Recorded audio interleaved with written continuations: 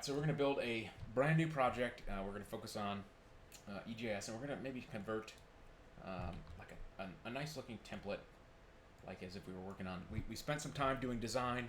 I feel like you guys are all pretty comfortable working with HTML and CSS. So most of the time when you come in here, you're going to have a design, and we're going to want to convert it into a product. And we're going to turn that into an Express app that uses EJS for rendering. So let's just start ourselves a new project. And so open folder, CBC 12, and we'll say what kind of project do we want to make?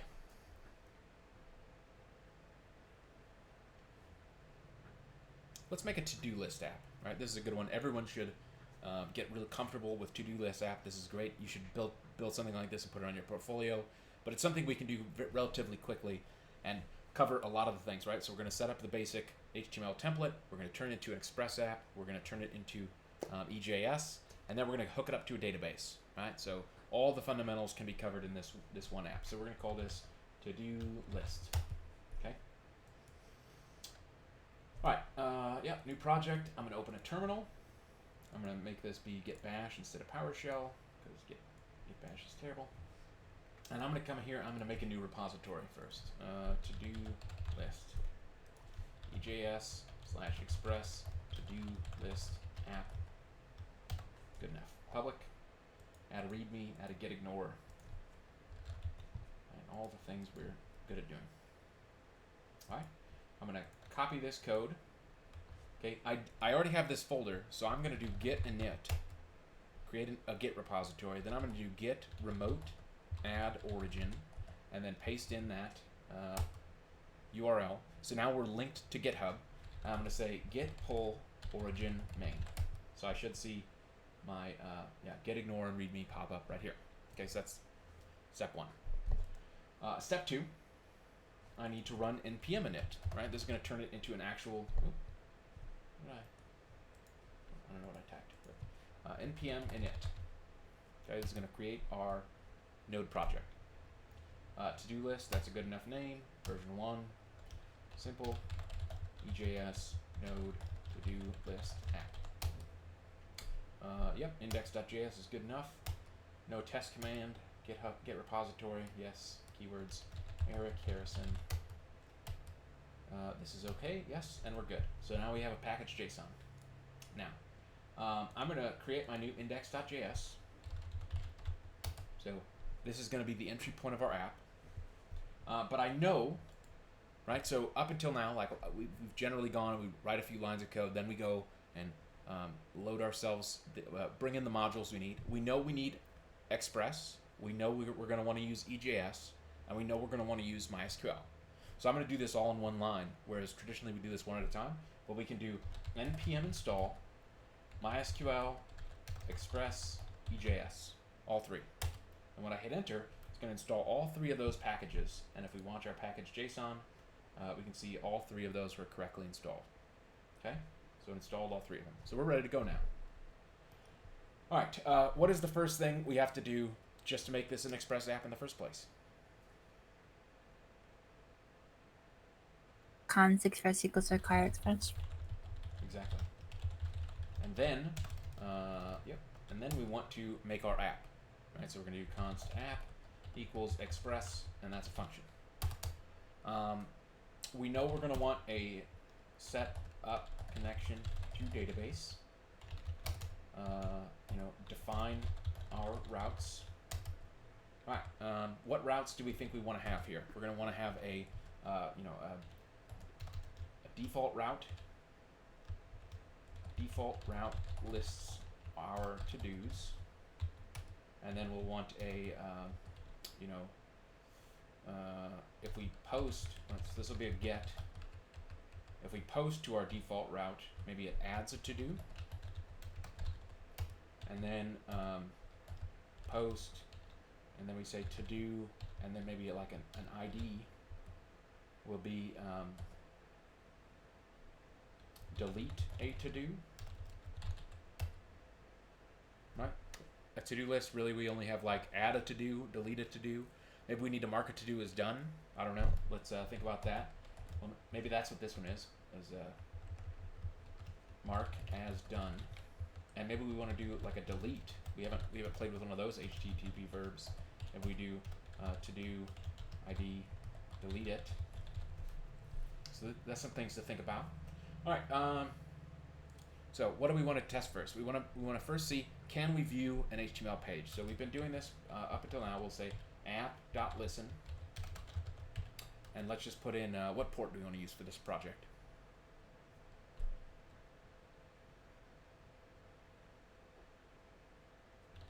Pick a port, Andrew. 8080. 8080. All right, perfect. And so now if we run our project, node index.js, all right, it's going to have a server. And we come in here and say localhost 8080, and it should tell us cannot get because we haven't defined any routes yet. Now I probably want, let's commit all of our changes, right? Initial entry of node module. Right. Yes. Push. And so we're just checking our work back into GitHub. I probably want to make it so that we're gonna need to be able to serve CSS. We're gonna need to be able to serve images. We're gonna need to be able to serve JavaScript. So the very first thing we're probably gonna want to do is allow Express to serve static files. And so we'll do app.use, and we'll do express.static, right? Like that. And we got to put a path name. So we'll say, static. Take out that slash. So I'm going to make a folder called static. So anything that I want to serve, it's going to look in this folder to see if it exists. So I'll make a file in here just to test this out, and I'll say index.html. And if we put ourselves an HTML document in here, I can say h1 hello world. All right, h1. And so now this page exists. I need to stop. First of all, I typed express wrong. I need to restart our server. And we see that it does indeed send our picture back, our HTML page back. So that's step one. Inside our static folder, where we have whatever path we put in as express.static, this is like our document root. Okay, so we were looking at Andrew's thing. It had document root defined for Apache as application mamp htdocs. So we are saying our document root is /static. And so whenever a request comes in, if there's not a route defined with Express, it's going to look for that file in here. So if we put an image in here, like, do I have any images? Let's steal an image from the internet. Images.google.com. Cat. Copy image. Let's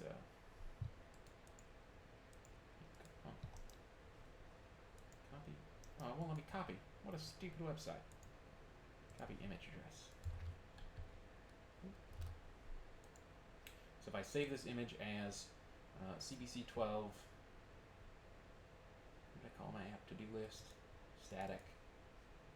Cat. WebP, whatever that is. So if I go to /cat.webp, it loads our cat image. Express is serving that content on our behalf. So we got the structure of our folder set up. Let's close this. We don't need it anymore. Localhost. You said it was 8080. So let's put a little bit of guide rails around our page, right? So this is going to be our to-do list, and maybe we have a my list, right? And then below that, we're going to want to have a UL with an li list item 1, list item 2, and then maybe when we want to make a to-do item disappear, maybe it ends up being like a strike through, and we'll say list item 3 strike line. Missed a thing. So let's just check this and see what our page looks like. Yeah, so that's kind of like, right, obviously we can style this. We want to make this look better, but we want to make it so that when there's going to be an entry, like an input here. Maybe it'll be like li input type equals text, size equals 30. Right, so maybe we always want to have a place where we can put in some information, and when we hit enter, it saves it in the database and displays our new page.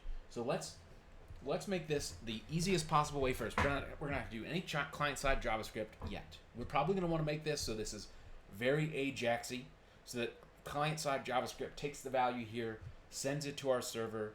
The server stores the value and then returns JSON for us. That would be one way to go.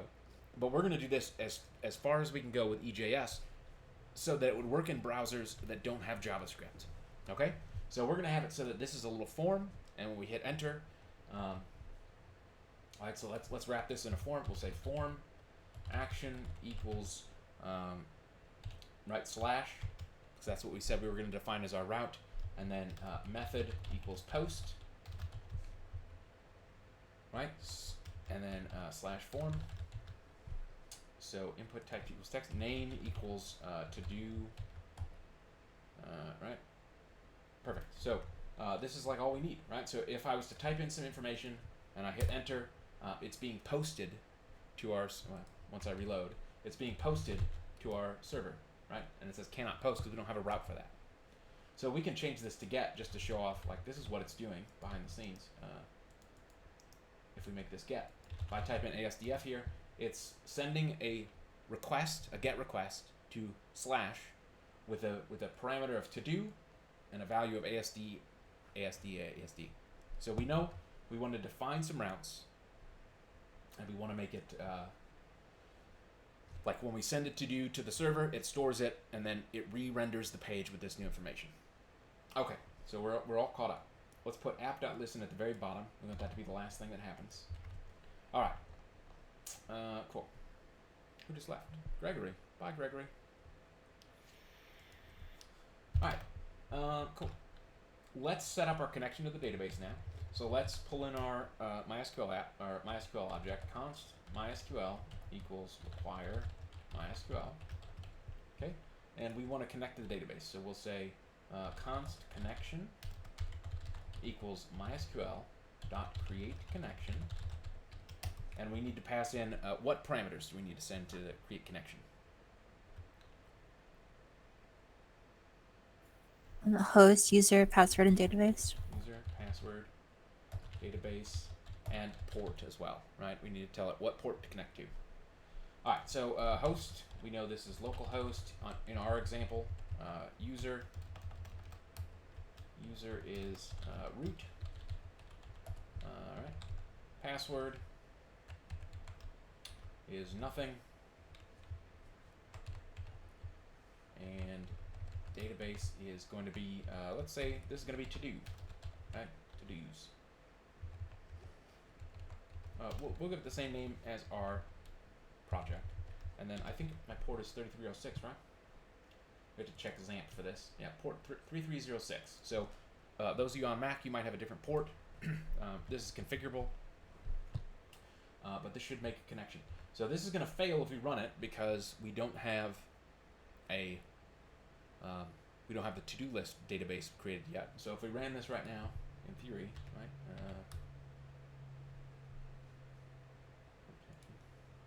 Oh, it's when we make a query, it's going to say, cannot use this database.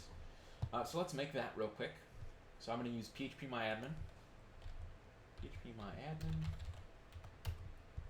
Oh, come on now. Localhost. phpMyAdmin. Great. And we're going to make a to-do list database, a schema. So we'll say to-do list. Create. Perfect. And we're going to make, we know we want a table, so we're going to make a to-do list table, or we'll just call it to-dos. And we want, what columns do we want for our to-do list?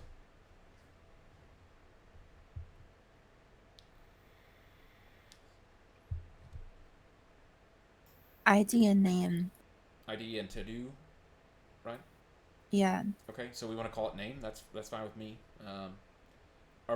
We also have, in our little example here, we want to have the ability to mark something as done. So we probably need a third column that's like complete or not, right? Mm-hmm.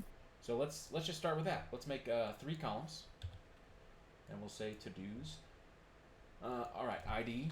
This needs to be an auto increment primary key. You said name. Let's just use name. That's fine. Cool. Yep. And then complete. Let's make this a. Let's try Boolean here, right? Boolean is going to be a tiny int, so it's going to be just a 1 or a 0. But Boolean is a nice way to look at it. And we'll say the default is 0, right? It's not complete. Okay, and if we click go here, save. Please enter a valid length. Oh, varchar. We have to put in, let's 255. So the length of this varchar field is going to be 255. So we'll go save now. Cool. So we got ID, name, complete. None of them have a default except for complete, which is going to start with 0. So when we insert a new record, all we need to do is say insert into to-dos, name, and then whatever our value is. So, yep. And so we'll say connection dot connect, and let's rerun our server. What does it say here? We got ourselves an error. Connection refused.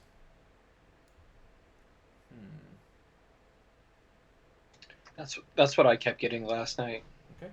So I'm gonna just restart. I'm gonna restart MySQL and see what happens here.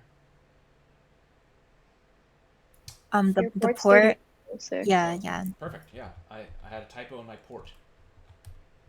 Good catch. And so yeah, now it's working. Cool. So we're connected. All right. Let's make our. So right now we have, slash. This is serving our static HTML. We want to convert this instead of being index.html. We want to convert this to EJS. So let's move this to recycle bin. So the code is good, right? We have actual HTML here. So I close my terminal. Let's delete. Just want this to be smaller. Perfect. All right. So let's make a folder called views.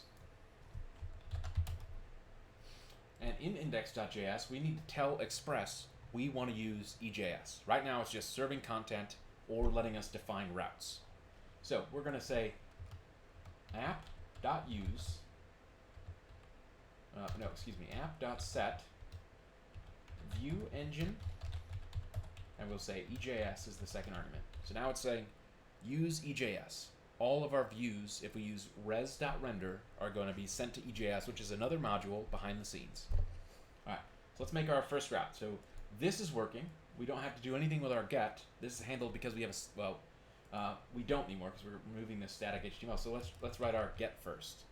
So we'll say app.get. We put in the path, and then we're going to say, wait, what? What am I doing here? Drawing a blank. Hold on.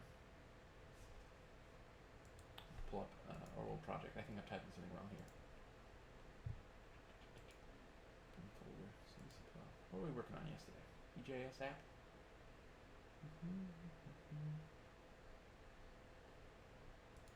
Go. Is that folder? No, that's right. Alright, cool. Welcome back, Gregory. So I'm going to say, wait, what? What is this thing? Close. Good. App.get. And we say slash. And we say function, rec, res. And just to make sure this is working, let's just do app.send below. Let's restart our server. And we have this static file still, so let's move this into our index, or into our views folder. And if we reload now, res.send, and we restart our server, it says hello. So we're in the right spot. Now, restarting my server is going to drive me bonkers every time I want to make a change, because I'm going to be in here doing this stuff. I want it to automatically restart my server anytime I change this file. Does anyone remember what node module we use, and how do we turn it on to have it watch for changes and restart itself? Node mod. Yeah, perfect. And how do I install that? npm install node mod. Yep. And we want to put in save dev. We don't want this module installed on our server when we deploy it. We just want to put it just for when we're local. Okay, so this is going to take a few seconds. And then to make it so that we can run this program with NodeMon, we have to come in here into scripts, and we want to put in a new thing that says, develop dev, right? Let's get this double quotes, and we'll say NodeMon index.js. It's as easy as that. So now instead of running our program with node index.js, we're going to run it with npm run dev. Perfect. So it's watching our code for changes. So we don't have to do nothing anymore, and everything will be perfect. So, right, we had a static file called index.html. We're going to convert that into EJS. So right now we don't have to do anything. But how we tell Express to render a program using the view engine we set, what the view engine is EJS, we say res.render, and then the name of the file to render, the name of the template. So we're just going to put an index here. This is going to fail, or it should fail anyway, because it's going to tell you it could not find a file called index.ejs in the views directory. So we already made a views directory, but our file is index.html. So we can just rename this really easily as index.ejs. And so now if we reload our page, our index.html page renders again, right? EJS is smart enough to know, like, hey, here's my EJS. Our index page doesn't have any EJS template tags in here, but it is valid HTML. EJS is embedded JavaScript in our HTML, so this is perfectly valid EJS, just as it is. Now, we're going to want we know, let's put in some to-dos in here, right? To-do, read current to-do list from database. And then our kind of to-do in here will be, that'll all happen in the code. Right? So that's the only thing we have to do, really, is when we add a thing, when we type in a new to-do and we hit enter, it's going to post to the server, and the server will save it in the database, and this page will re-render with our code. So we know we're going to want a loop here, right? So it'll be, we'll just say loop through database. Okay. So let's in our get of the index template, we first need to fetch our current to-dos and then send those to our template. So how would we make a query to the database from in here? We have a connection object. Connection.query. Okay, so we'll do connection.query. And what is my SQL going to be, Leah, to get my list of to-dos from this database? ID name complete. Select ID name and complete from what was the table again? To-dos. Okay, yeah. Good, and that's it, right? Then I need a callback function. So I need to get error and results. I actually need the results back. And then, right, what do we want to do with our results? Results, if we just console log this, results, let's, we have to move our res render inside this, right, because we only want to render the page after we've gotten the results from the database. And so if we save this and we reload our page, right,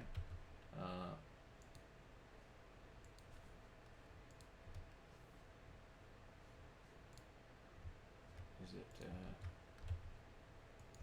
we have to save, right, and reload our page. Maybe it's not logging. Let's see. Let's just make sure we're printing console.log current DB results.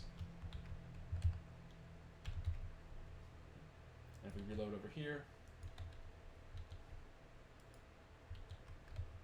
yeah. So yeah, it's working now. So it's saying current DB results is an empty array. We don't have anything in our database. So let's just add one real quick over here, and we'll say. We insert a record.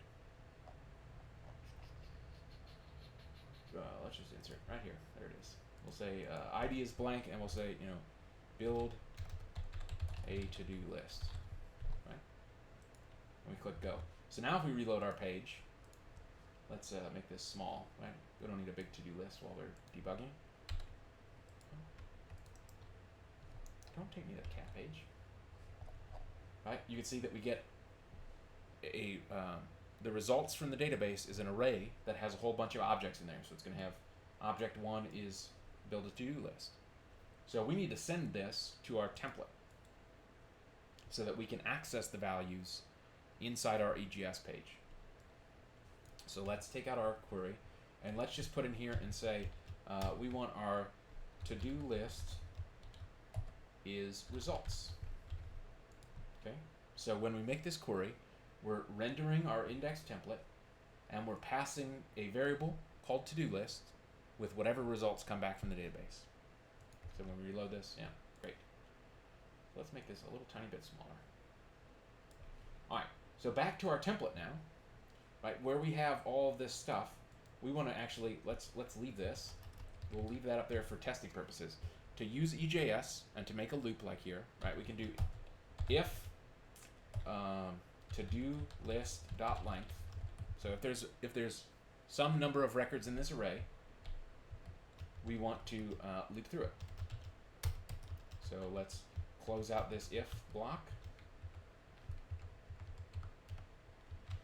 So let's just verify that we're here. We'll just say to-do list has items. We'll save and reload. Right? To-do list has items because the value of to-do list has some stuff. But we actually want to loop through this and just turn each one of these into an LI. So let's do that. We'll say, actually I think we can we do this multi-line in here? Probably, huh? Let's test this. I've never tried this to be multi-line. So let's say for I, or let's do let I equals 0. I is less than to-do list dot length I plus plus. Okay, and then down here, do the same thing.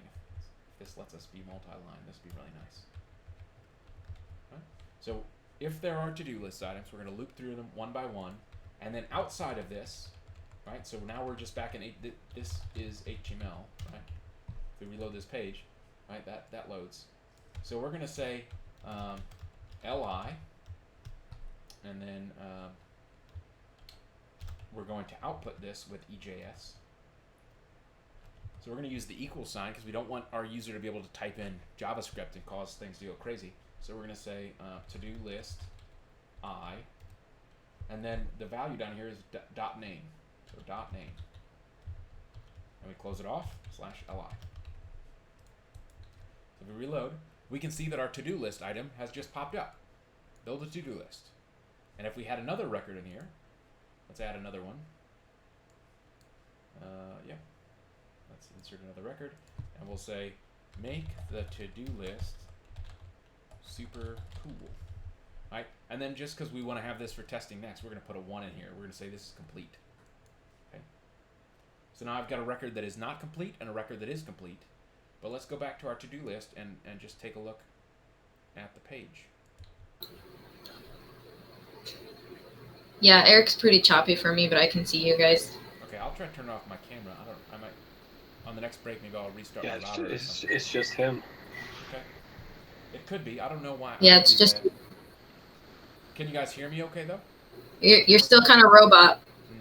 Okay, let me try reconnecting, and we'll see if that fixes it.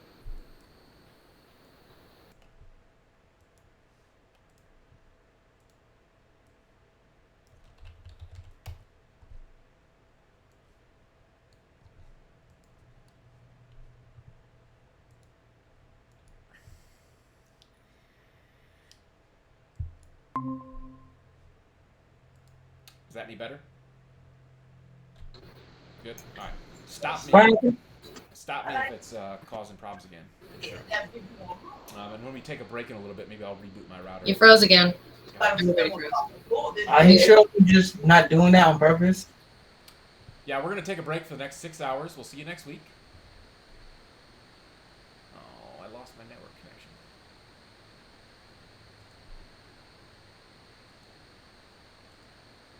Here we go. All right, so where we kind of were before, npm run dev. If we load our page, right, we can see that those two items are showing up in our list as. Oh, I am not sharing my screen. Aha, I caught myself before anyone else did. Yes. All right, perfect. So when we load this page, it's loading these two elements from the database. Okay, but we also know that we wanted to make it so that if something was marked as complete, we're going to have this one have a strike through. So we're gonna check this right in here. So we can say, let's actually, all right. So we're gonna put these on separate lines so we have a little bit extra space here. So we're gonna say, right slash EJS, and you know, I like doing this as ternary. So we're gonna say to do list I dot complete. Right, if it's a 1, we want to just put in a strike. If it's not a 1, right after the colon, we'll put in nothing, and then we close it, and we'll do the same thing down here, but with a close strike tag. So we should see when we save this code and reload this page, this item right here, make the to-do list super cool, should get a strike through it, and it did. So we're kind of caught up. Now we've been talking the last couple days about, like, why would you use EJS? And to me, right, if we view the page source here, right, EJS itself is changing the HTML that we're sending to the user. So all of this is happening without the user needing to have JavaScript turned on at all. Everything that we have here is native HTML browser behavior, even though behind the scenes, on the server, we have all of our code doing this processing and making everything work. The guest speaker today, when she was talking about accessibility, right, like, this lets us build accessible websites because we don't care what the user is using as their browser. We don't care if they have JavaScript. We don't care if they have, you know, anything, right? We're sending them HTML, and their page does not know what we're using on the back end. You know, as far as they're concerned, this is just a page called index.html, and we're serving it out. This is why we write back-end code. So we've got our to-do list set up. Really, the next thing that is left to do, we can take out our test elements, and what we want to have here is, right, when we type in a new to-do list item in here, right, and we hit enter, we want it to submit with a post, right? We have this set as get right now. Let's change this back to post, and we want it to store that record in the database and reload this page. Okay, so let's just test right now. It's going to say, cannot post to slash, because we haven't created that route yet. We don't have a route handler set up for post. And so if we wanted to just quickly test that, let's say, well, we already have a comment here. So we'll say app.post slash function rec res, and we'll come in here and say res.send, posted new to do, right? So it's just going to tell us this route is working. And if we click there, we can see that it does indeed send this text out. So we need to, in here, right, insert the record into the database. Okay, so who wants to walk me through inserting a record into the database?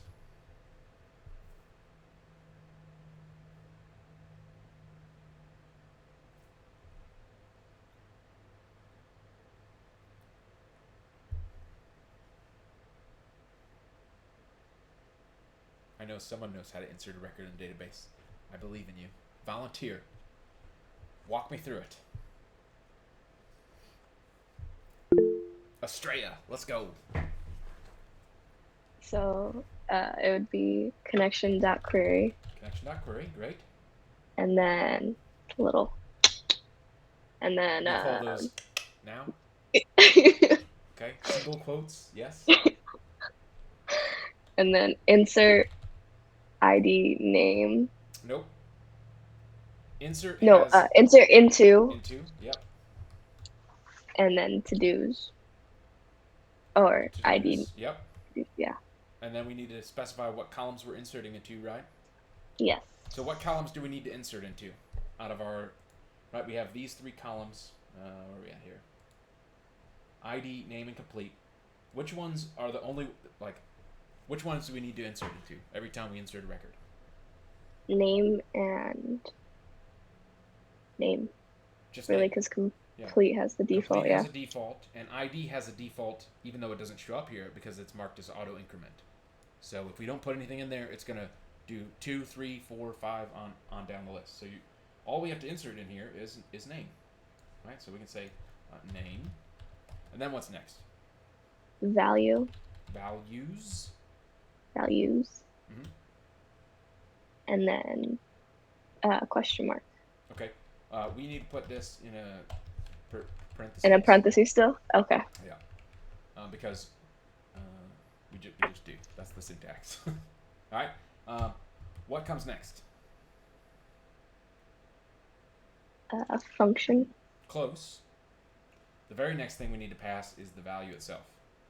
Oh, yes. So normally, yes, I mean we would put a function, but because we have placeholders here, we need to put in the value, right? So we need, to do. We don't have that variable yet, but we'll just leave that as a placeholder. And then you write function, error results. Okay. So let's make this bigger. Okay. So let's get the to-do value. How do we get the to-do? We're posting a form value. It's going to be with the name to do. How do we access that value?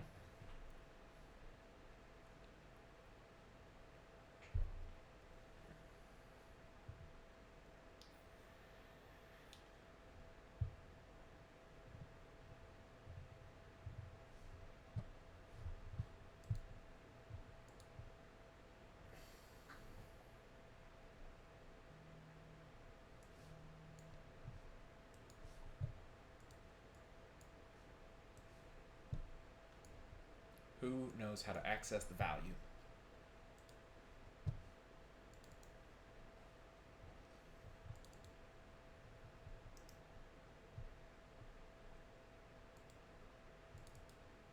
Nobody?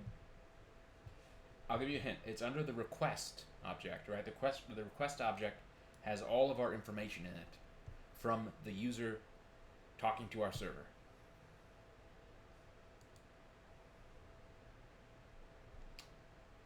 Does that Is it rec params? close? Rec params would have information if we had put in like an ID, if we had done to do up here. Rec params would have that value in there. In this specific case, because we're posting, it's under rec. Let's see. Let to do equals rec.body.to do. Now there is one more thing we have to do, and I never remember this, so I always look at this. I always have to look this up. We have to come up here and say app.use express.url encoded extended equals true, right? And that just tells Express that, like, hey, when we get form values, URL encode them for us so that it's safe for us to pull in. So you just have to always include this line here. And I can never remember the stupid syntax, so just get used to either looking this up or look it up whenever you've written it before. Okay, so if our to-do is this, let's just verify that this is correct. Let's do console.log creating new to-do with, and then we'll put in plus to-do, right? So if we save our code here and we come back, right, so if I hit enter now, right, we should see, cannot read property to-do of undefined. What do we do wrong here?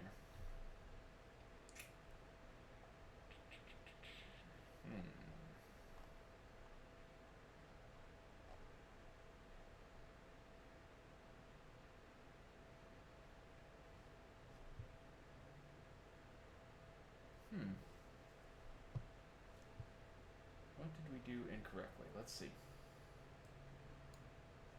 Cannot read property. Oh, did we name this to-dos? No, it's named to-do. Let's give it an ID as well. ID equals to-do. Cannot read property to-do of undefined. Why can it not read it? Oh, maybe it's because of the name is. Let's see. To-do post. To-do post. To-do post. No, maybe it's got an error here. Let's test. Confirm. Oh, okay.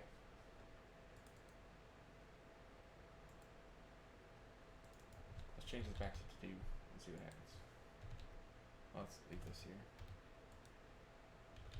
Maybe it's not letting us use this name.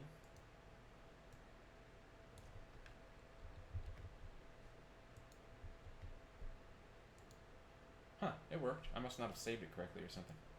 Weird. Alright, we're going to leave it as to do because I like that better. And then we say to do here. Okay, so now we're going to do insert into to do's the name value. And we've got a placeholder, and we're going to send in this variable that we get from the form. Now, once I've submitted this, what do we actually want to have render? What page do we want to do to display here? So this is an EJS specific thing. We're going to want to either call res.render or perhaps redirect to a get.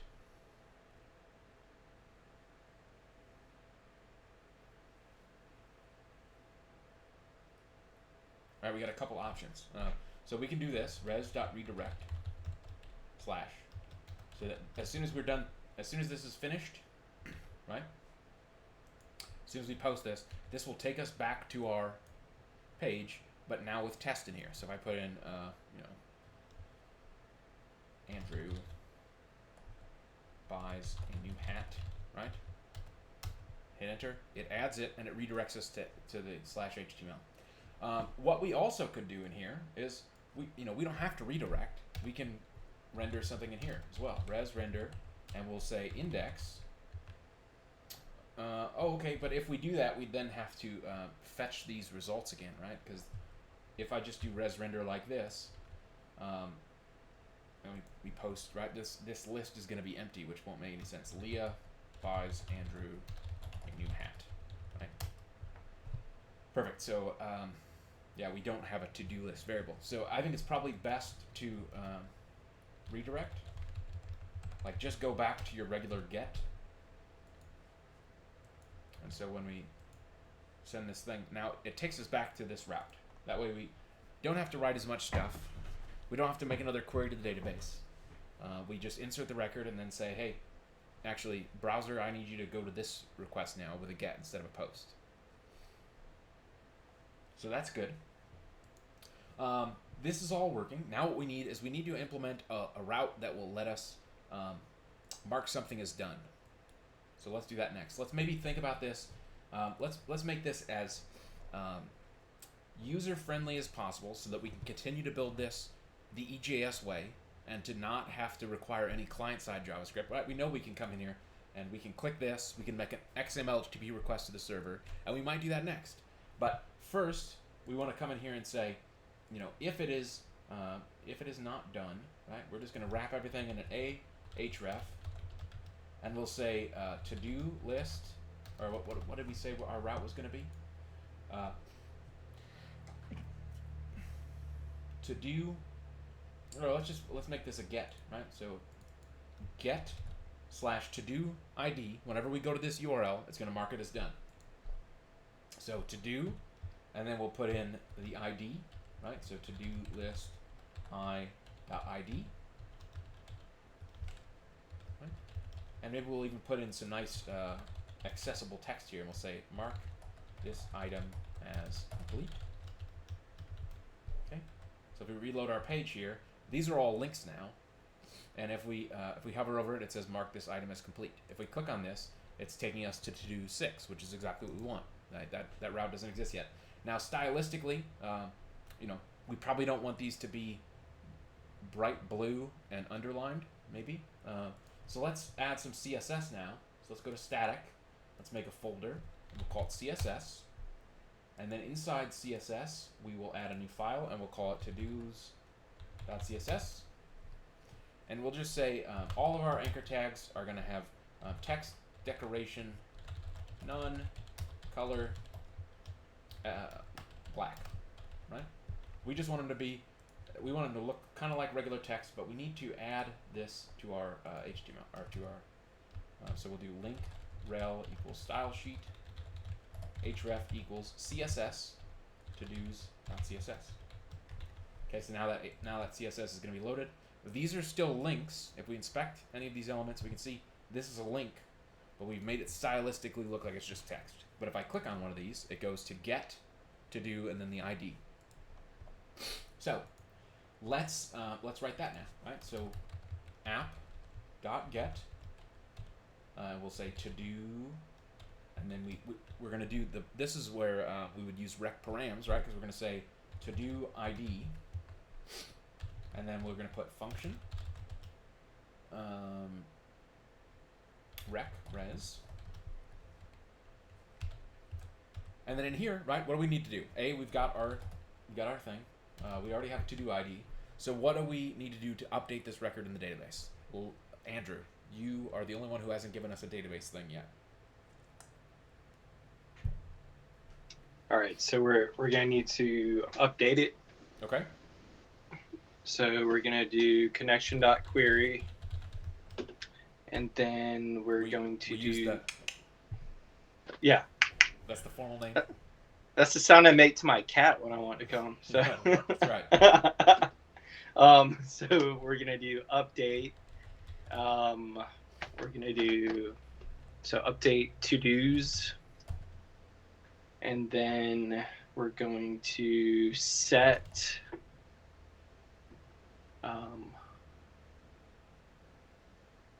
Could we do set to do ID or set question mark? So these are our columns, right? We have ID, name, and complete. When we click on a link, we want to mark it as complete. Okay. So then. So what do we want to set? So set complete equals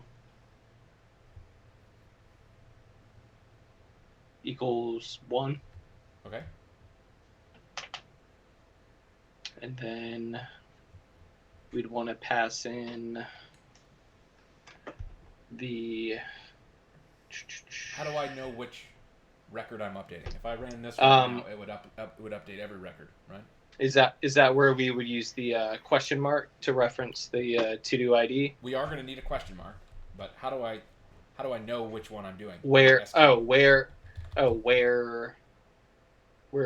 equals what question mark?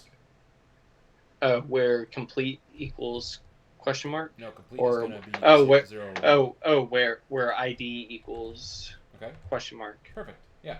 So we're going to update the to-dos table. We're going to set complete to 1 where ID equals something. And then what's next? And then we need to do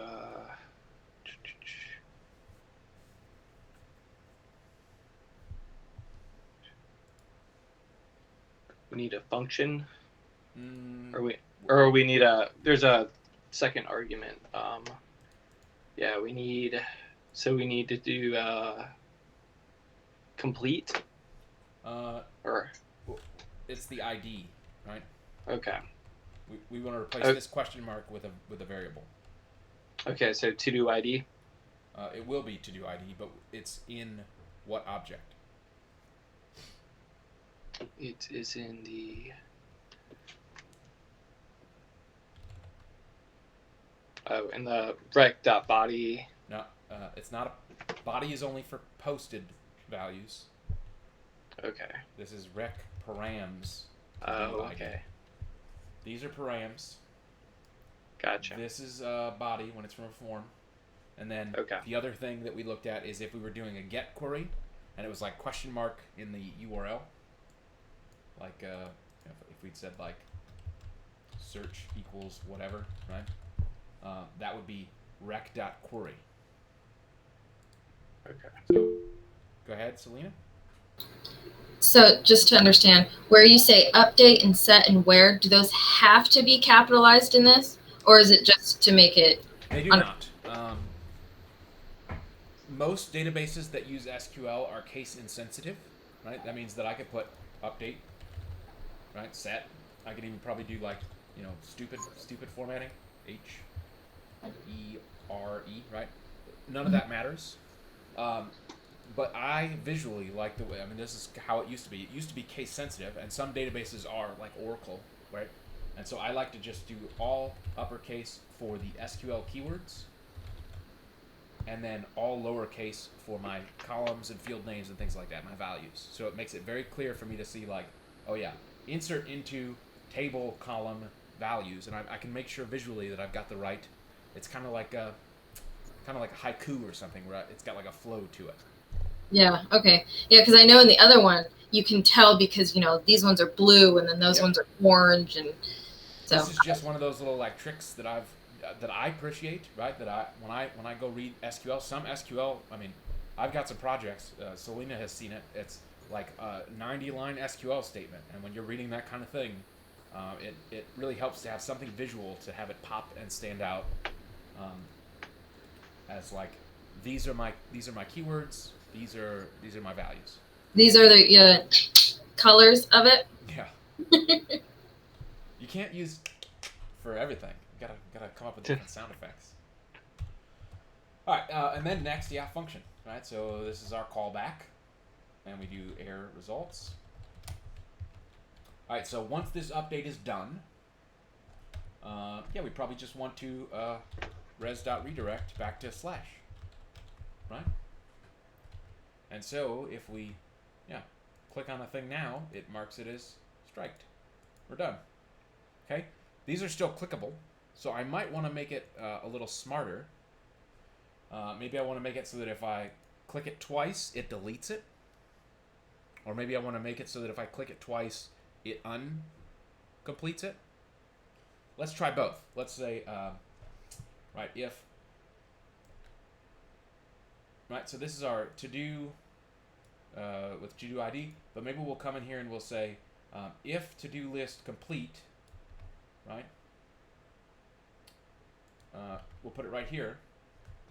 So if this is complete, we're going to change our link to /uncomplete.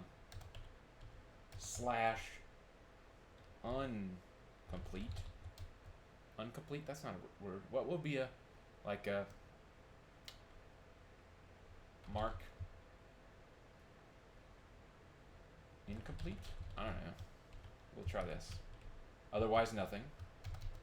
So I'm just adding a little bit more logic to our code here. So if we look very quickly at our code, view source, all the ones that are complete now have this mark incomplete at the end. So we've just changed our URL. So I would need to write a path for this of app.get /to-do to-do ID, and then we'll put mark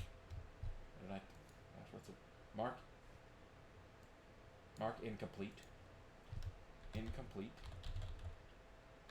function res, right? So we just need to do the what happened?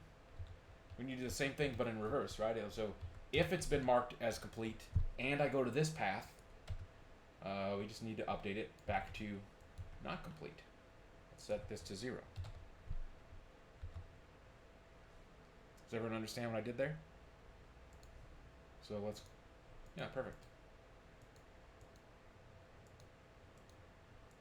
Neat. Funny to-do item. Please laugh. Cool. Maybe, having seen this now, like, we want our to-do list, like the things we have to do, to always be at the top. And maybe we want all of our completed items to fall to the bottom. So maybe what I'll do is I'll come into EJS here, and I'll say, we've got our good loop through the database. This is all good. So we'll take out this to-do. This is fine. But we'll just duplicate this. Right? So let's make ourselves, a separate item. We'll say completed H3. And I copied all that code down here so that we can say we're going to have a separate list. So right now, because I copied the entire loop, we should have 2 full lists. Now, what if I wanted to just display the incomplete ones up here and the complete ones down here? Who thinks they could do this with EJS? So what's step 1?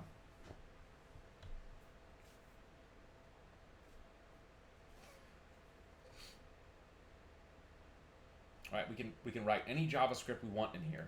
What would be some JavaScript to just? I just want the incomplete ones up top.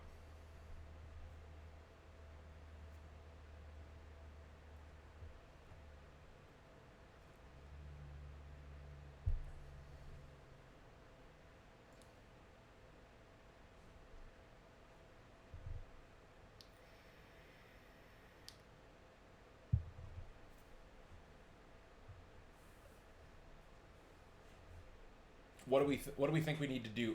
What do we use to check a value in JavaScript? To like do something if something matches some criteria.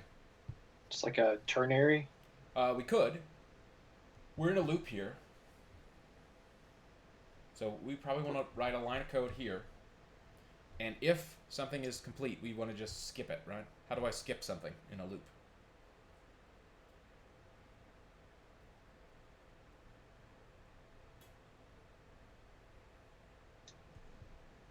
An else statement. Not an else statement. We want to do an actual an if, right? Oh yeah. So, what value can we check against to see if it's complete or not? Check at has attribute. No, we have an array here. We're looping through the array. We know how to get access to its values. So if it's complete, if it's complete, I want to skip it. Skip the loop. If complete. Yeah, we have to reference the variable. So if to-do list I dot complete. Right. So if this is a 1, what is our skip this loop? This loop value. This run through the loop function. You guys remember? These are there's some JavaScript keywords that let us handle flow control like this, where if we're in a loop, we want to just say go to the next. Yeah, continue. Perfect. Continue. Like a type. So now this code is all wrong because we're never going to have any that are complete in here, but we'll just verify that all the ones that are complete, yeah, they disappear. So if I click on, right, perfect. Those are all gone now. So let's take this out. We don't need this here. Right? And we also won't need this anymore because it will never be complete in this top one. Okay, so that one's fine. Mark this item as complete. Then we want to do the same thing down here, but in the reverse. So who wants to walk me through that? Not Leah, because she walked me through the top one.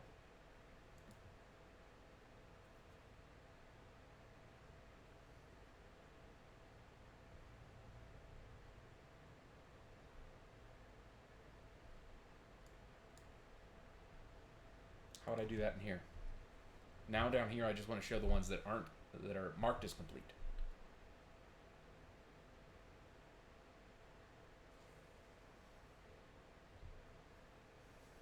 Could you do if to-do list I complete equals 0? Yeah. Then continue? 0. Yeah, that would work. Huh? And so we can, yeah, now it just shows the incomplete ones. I probably would write this as if not to-do list complete. Just stylistically, that's going to do the same thing. So if not 1, which is 0 or false, but either way is fine. So we'll go with your suggestion. Equals 0. Continue. And then this is good code now, but we don't have to check it with EJS anymore. We can just say strike and strike, right? Because this is always going to be complete. And then we also don't have to check this either.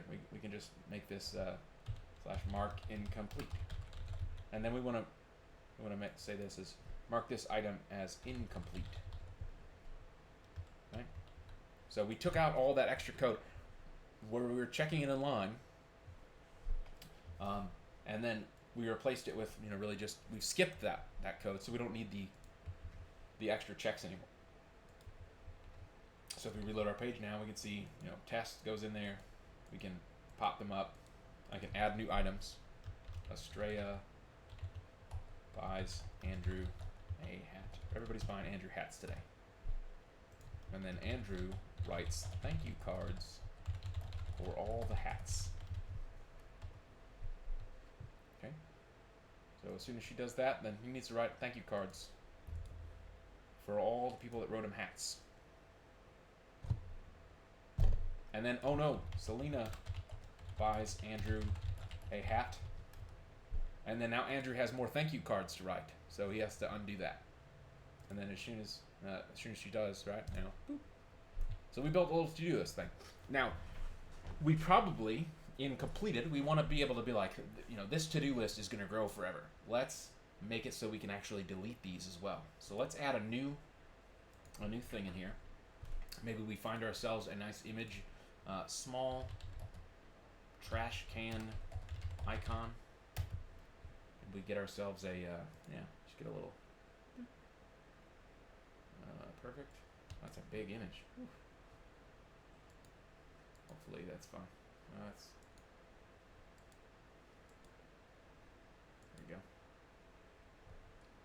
Yep, perfect. We'll just, perfect. We're just going to copy this code. And so we'll say, yep. And so if we load our page now, right? Okay. I like it better maybe over here, before it. Okay, so if we look at this, yeah, perfect. And then we probably want to make this even smaller. So let's do size equals, 16. 12. That's not changing anything. Let's do style. Height is 12 px. We're just too small. 14 maybe. All right, good enough. And then we need to wrap this. Right, we're in the completed one. We want to wrap this in a link so we can have it do something for us. So we'll say href equals to do, and we'll say this one. All right, we're gonna get the ID again, and we're gonna say delete. All right, we'll make this delete as the thing. Yeah, that seems pretty clean to me. And so whenever you click this trash can, it will send a request to delete, which we don't have yet. So we're gonna write that next. All right, so the last one to do is app.get/delete to do ID function rec res. Who wants to walk me through deleting? Gregory and or Selena?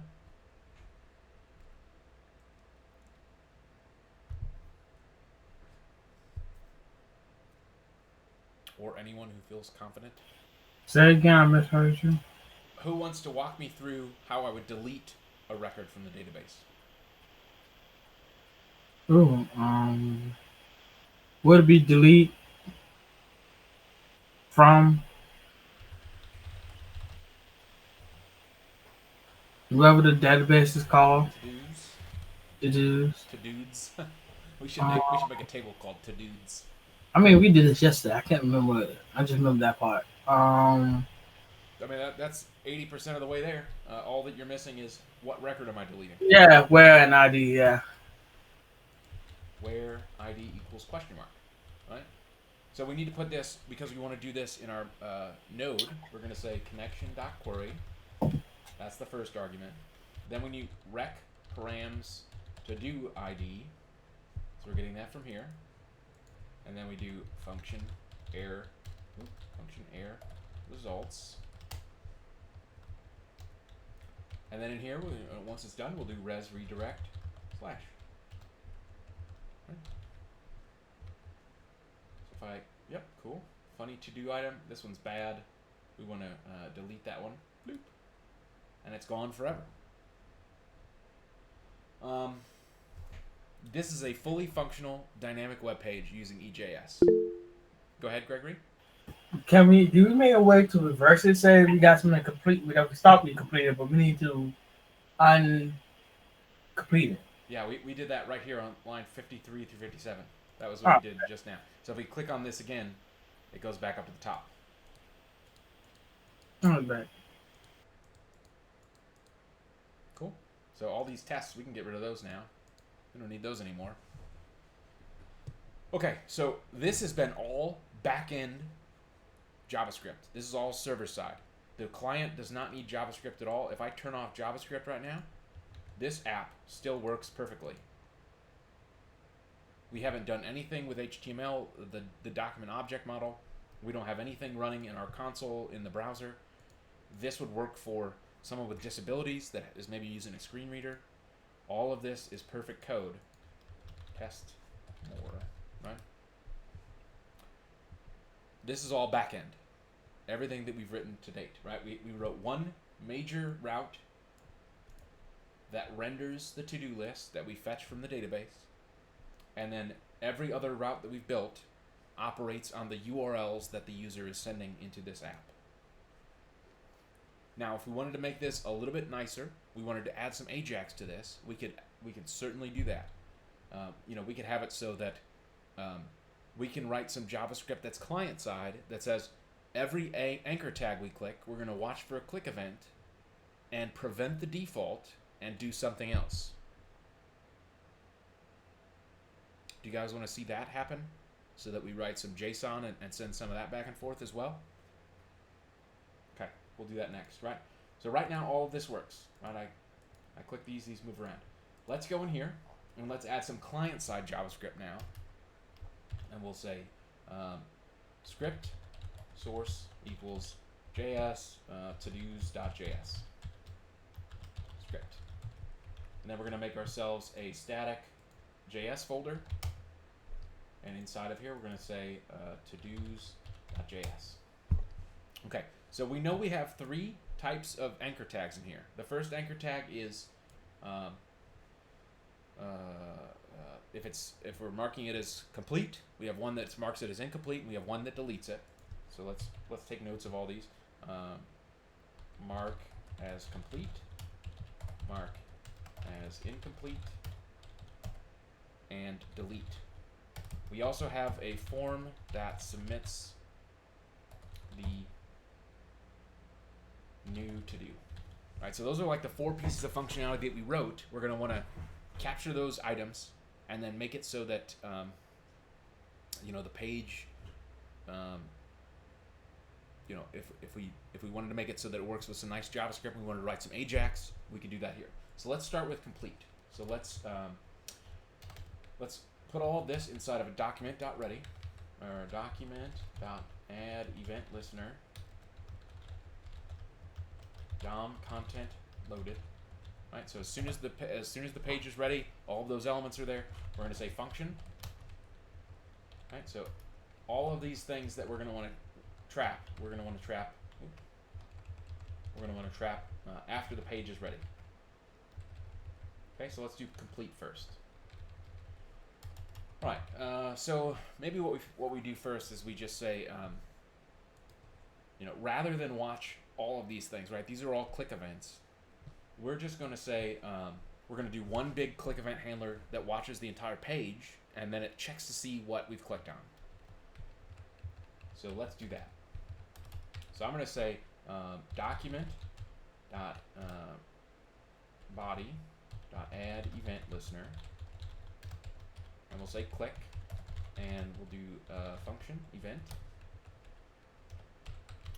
And then just to make sure we're in the right spot, we'll just say console.log event.target, right? So anywhere I click on this page, let's prevent default as well, so we don't, let's do event.prevent default. Okay, so now we're trapping every click. None of our, if I reload this page, right? And then return false. Load. What is going on here? View page source. Do I have our code here loaded? Yeah.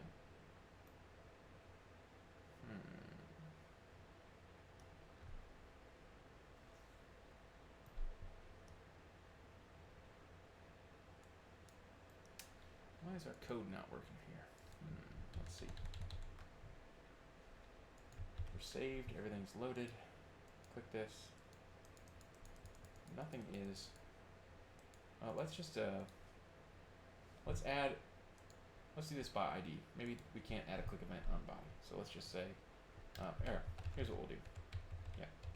So ID equals to-do list app. I want to make sure we get this correct. So document dot get element by ID to-do list app dot add event listener. Reload the page. If I click on this now, nothing's logged into the console. Why is it not logging? Does anyone see any problems here with our code? Let's check. Log page loaded. So we're debugging this as we go. We're not seeing any messages being logged to the console. DOM content loaded. Let's log something outside of the page. Console.log script loaded. Huh. Nothing is showing up. Doesn't make any sense. View page source. Script source. This code is not running. Why is this code not running? Let's say type equals text / JavaScript.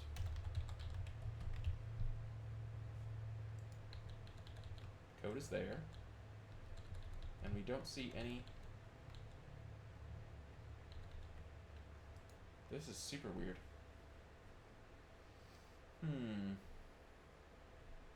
Let's add an alert in here. Let's see. Alert, hello.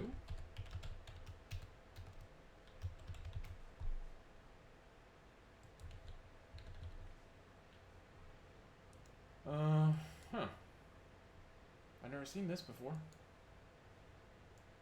Code is here. This code is here. That's working.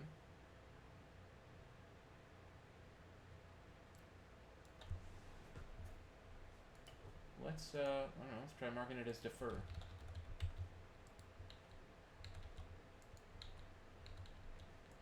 Oh, interesting. Let's try putting some script tags in here. Script type equals text / JavaScript. Script.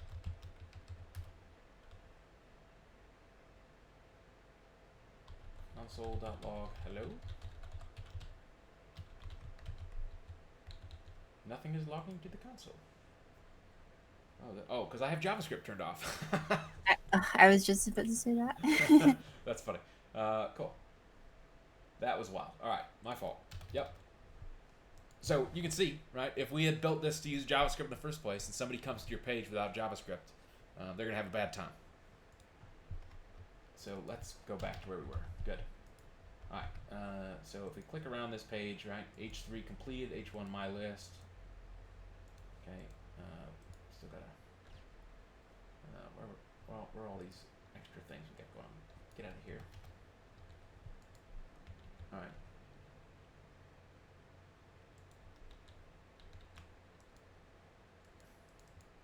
So it's definitely loading, but we are not, it's not stopping our anchor tags from being clicked. So let's do event prevent default. Oh, this is supposed to be a function. Yep, perfect. That was our problem there. So now we click on a to-do, nothing happens. So if JavaScript's here, we're stopping the default browser behavior, but it's still running our JavaScript. So if event.target, right? If event.target.nodename, console.log event.target.nodename, event.nodename, is that what it's saying? Oh, yeah, it's event.target, I forgot to reload. Reload, right? This should say if it's an anchor tag, right? We need to capture the request, send it to the server on our own, and then update the page. So let's do that now. We'll say let node name equals event.target.nodename. Okay, and we only want this to, so if we are an anchor tag, do not mark as complete incomplete. Right?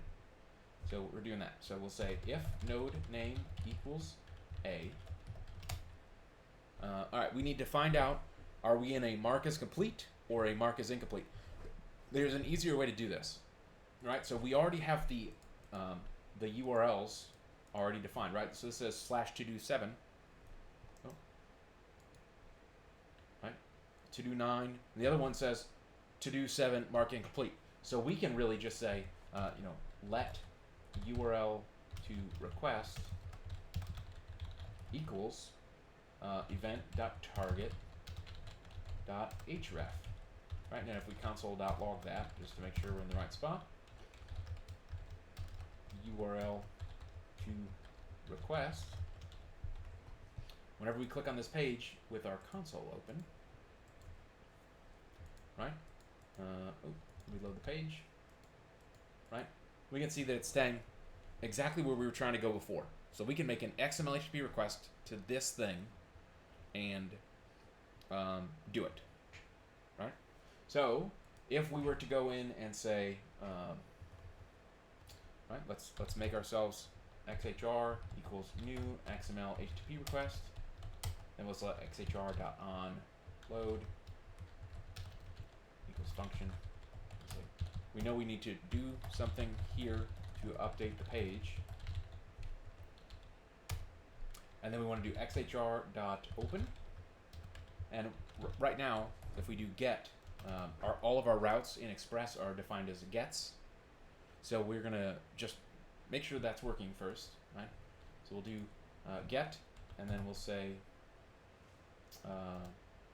URL to request. And then we'll say xhr.send.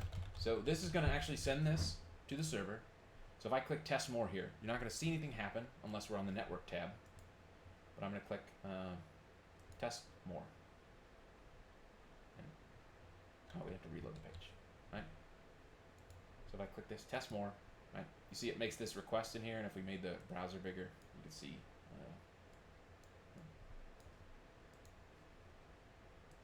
Right. We sent the request to to-dos 12, and it said 302 found, but the response said redirect to location /. So this is what the thing was doing behind the scenes. So we need to write a new route that says, like, hey, if we're requesting this with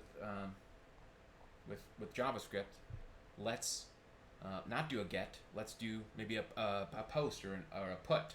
Right? That's a more API correct thing. So if we put in here, right, this is going to make that request to that server because we're trying to update a record. If you remember the HTTP REST verbs, the browser knows how to do get and post by default. Those are the ones the browser's good at. But get is to fetch a resource, post is to create a new resource, put is to update a resource, and delete is to remove a resource. So we're doing all of those things, we're doing those actions, but up until now we've been cheating and using just get and post for everything. So let's do this correctly with JavaScript so we can have a different route and have those return back values. So if I click this, right, this is going to tell us the error because cannot put to do 1 because we haven't written that route yet. So let's do that. So let's just come down here and say API routes to handle the information from JavaScript XHR requests, right? So we'll define this as we want to do a put. We want to do a but we want one to be to do ID complete. We want one to be to do ID incomplete, and then we want a delete, and we want a that's it. That's the only three we need to do, right? We need to mark one as complete. We need to mark one as incomplete. So let's write that. Right, we can copy our code. This code is good. So let's do this. And instead of .get, we're going to do .put.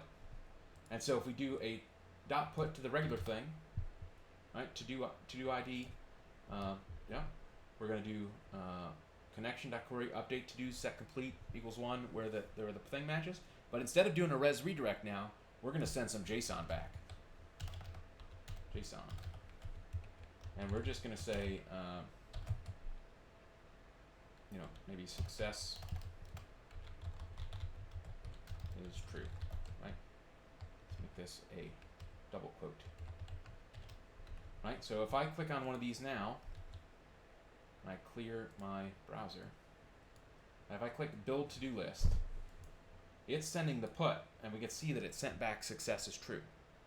So JavaScript has sent the request with XHR to this brand new route we've got, and now we need to, on our side, when this value comes back, when we're inside of our client, right? We need to say if let's make it an object first, right? So let JSON equals JSON.parse this.response text, right? So now if I've got a if JSON.success, right? If that's true,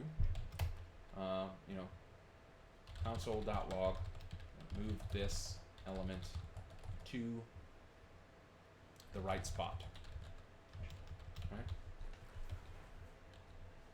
So if I click this, move this element to the right spot. And if I reload the page, you can see that it's moved. So now we have to write all the JavaScript on the client side to move this down, to put this, if maybe what we need to do is we need to return back in this element, right? So right now we're just saying success equals true, and we'll just say, maybe we'll tell it where to move it to. So we'll say, what is this one now? We'll just say complete is 1. And then we'll do the exact same thing on the other one. Right? Mark incomplete. So, and we say complete equals 0. Right? It's just doing the same one that we were doing before, but instead of redirecting, we're going to send back a JSON object that's going to either say complete is 1 or complete is 0. If we click on our network here, we look at our responses. Complete is 1. If I mark on one of these that is already complete, this should come back and say complete is 0 now. So now we know enough in our JavaScript to move it to another spot. So let's give our 2 unordered lists an ID so we can put some stuff in here. What are we going to call this? Incomplete. And down here we'll say ID equals complete. Right? So if JSON.complete equals 0, else if JSON.complete equals 1, right? So if it's complete, move the element to the complete list, move the element to the incomplete list. Okay, everyone following along what we're doing here logically? All right. So if it's complete and 0, I want to say document.getElement by ID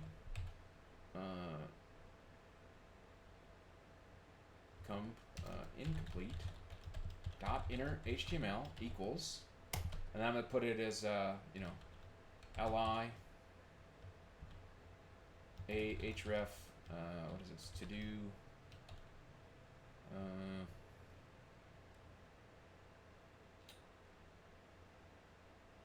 I'm gonna have to get the value out of here, right? So let's get let to do ID equals event.target.href.split on a slash, and then it's always going to be the second element, so element 1, and then I can do plus to do ID plus slash, right, plus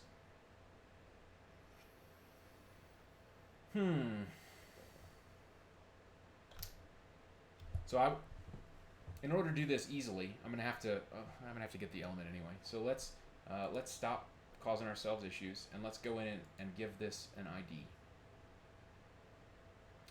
right? So we always want to get the text of the element. Well, let's just do it here. ID equals to do dash percent to do list ID. Right?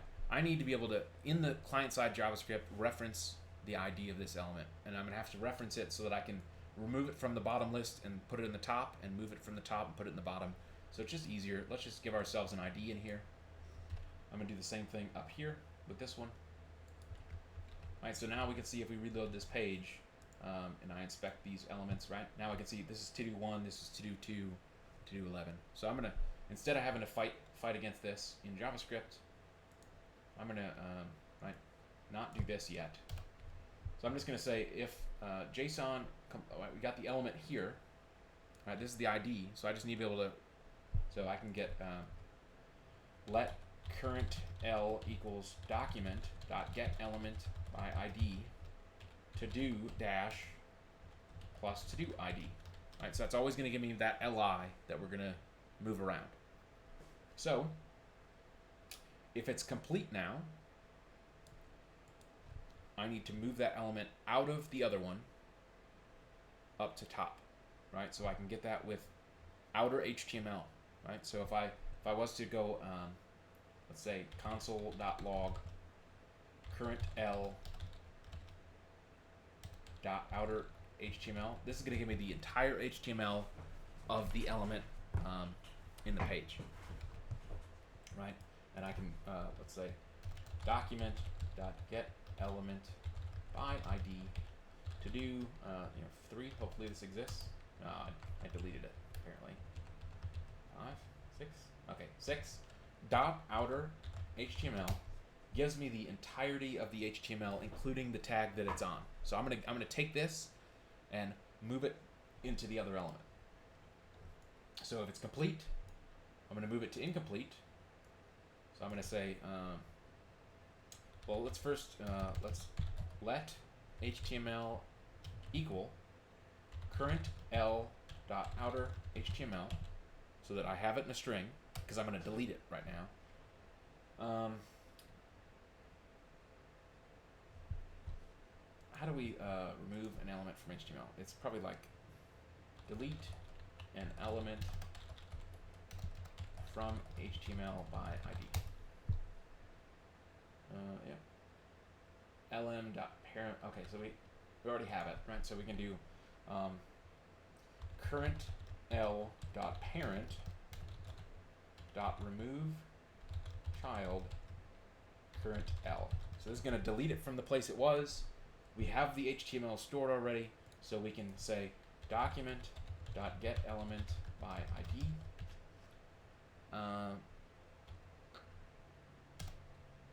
Incomplete dot inner HTML equals HTML plus, and then we'll whatever is currently in the list, we want to have that in there as well. So we're taking the LI, grabbing its full HTML, deleting the element from where it's at currently, and putting it where it was in the other list at the very top. So if I save this right now, let's do the same thing for both, so that we can watch it move around. But this needs to change to complete,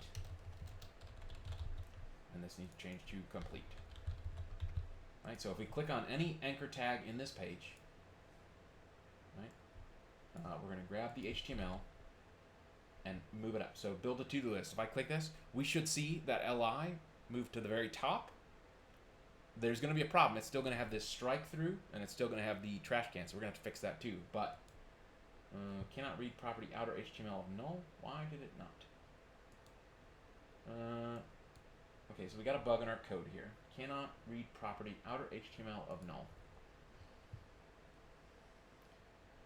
Cannot read property outer HTML of null. Current L. Oh, because we're in a. Okay, what's to do ID? We might have messed up our thing. Let's do console.log to do ID. We'll just give ourselves a to do ID equals plus. Let's just make sure we're even getting the right value. Okay, so that's empty. So let's do URL. Oh. URL to request.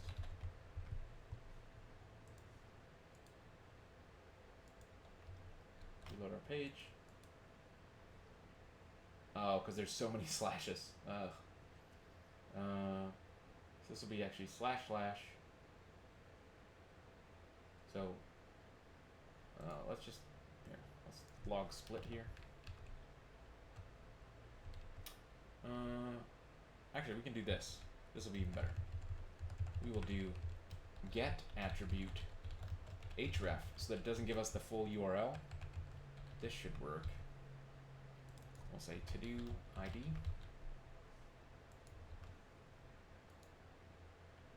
To do ID to do. What do we do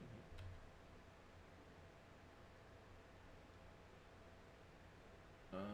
Oh, you know what we can do now that we have the thing? What do we got here? Event.target. Oh, it's going to be an anchor tag. Let's just log the, let's log event.target. Just make sure we're working on the right stuff.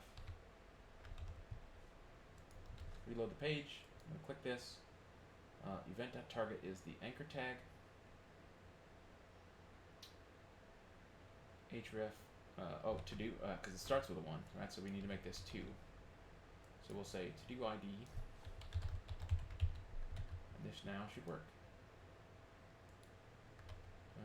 Console.log to ID equals plus.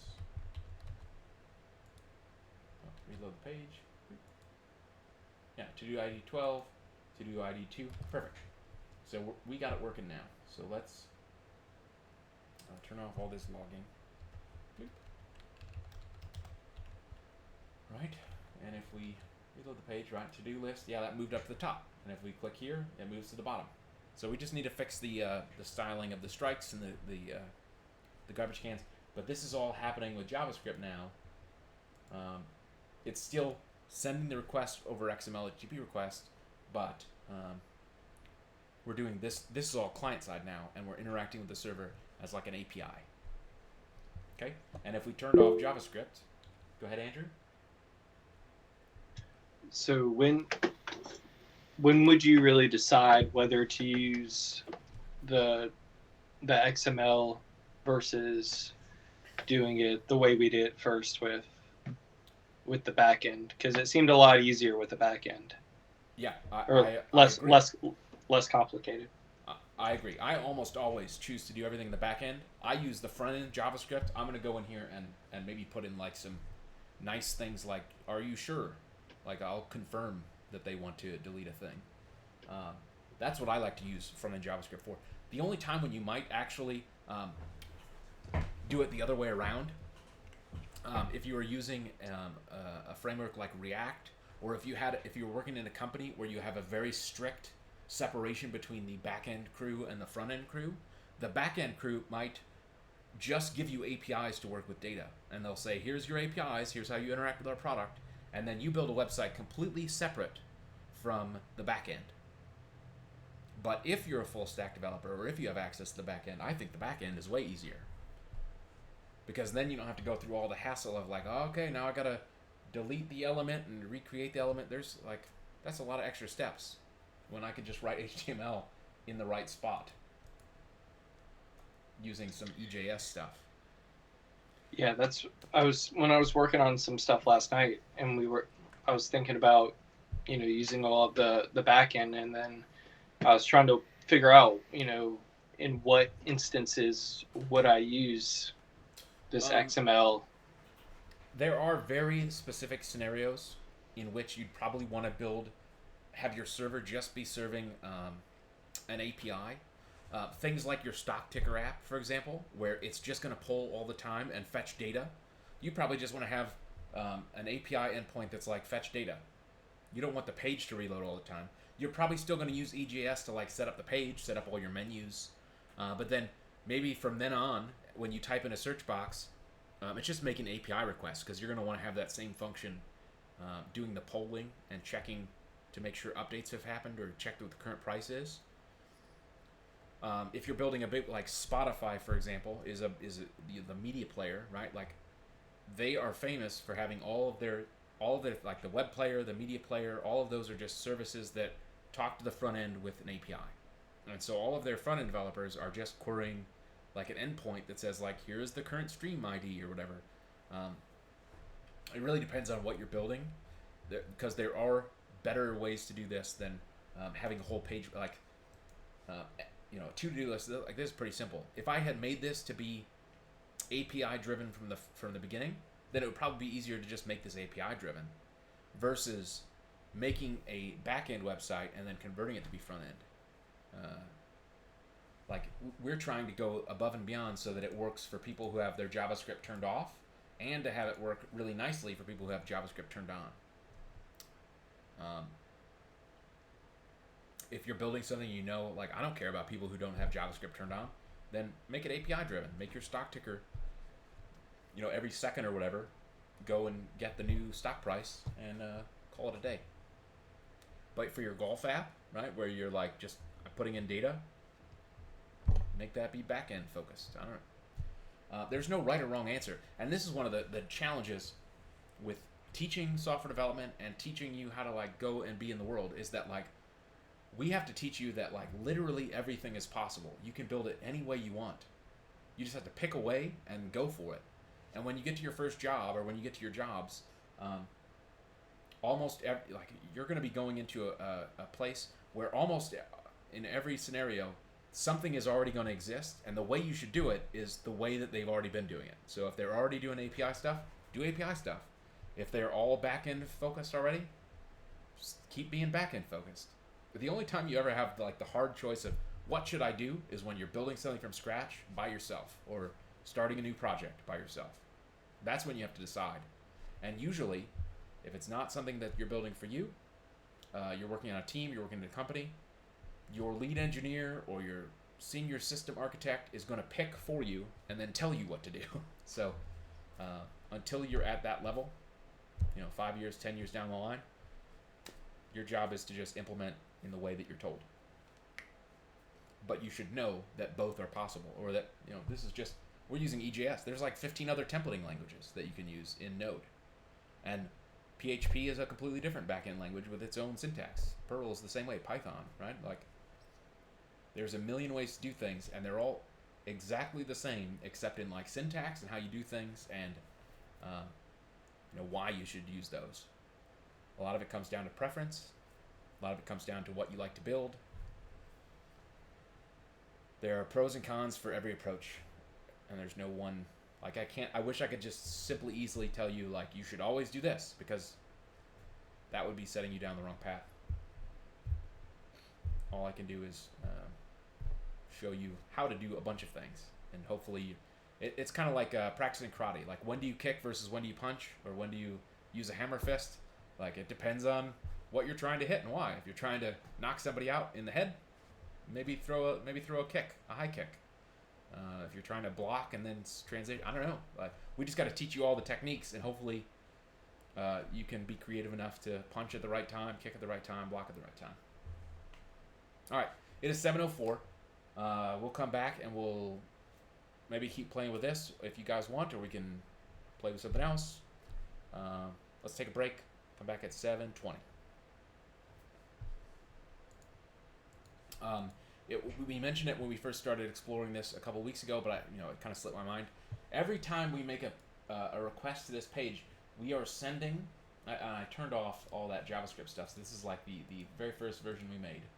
We are sending the entirety of the page to the user. So you can imagine if I had item 2, item 3. If this had 1,000 items in here, this page might potentially be 500 kilobytes. And if this page was extremely popular, if I had 1 million users around the internet using this on a daily basis, I have the world's best to-do app, right? Everybody's using this page over and over and over again. Every time I make a change, we're sending increasingly larger amounts of data, because the page itself is growing as we make changes to it. The more successful I am, the more it's going to cost me to host and provide this service. Bandwidth is not free. it is, if you're hosting this on AWS or you're hosting this on DigitalOcean, oftentimes they'll give you like 100 gigabytes of transfer per month. That seems like a large amount, which is true until you figure in like, okay, well, if every user uses a gigabyte of transfer per month, right, I can only support 100 users before this costs me money. So you might get to a job and they might say, we built this really cool website, but now the bandwidth is getting too expensive for us. Let's convert this to a single page application so that every time I make a change, we're just sending a small little request to the server and the server's sending back a small little JSON object.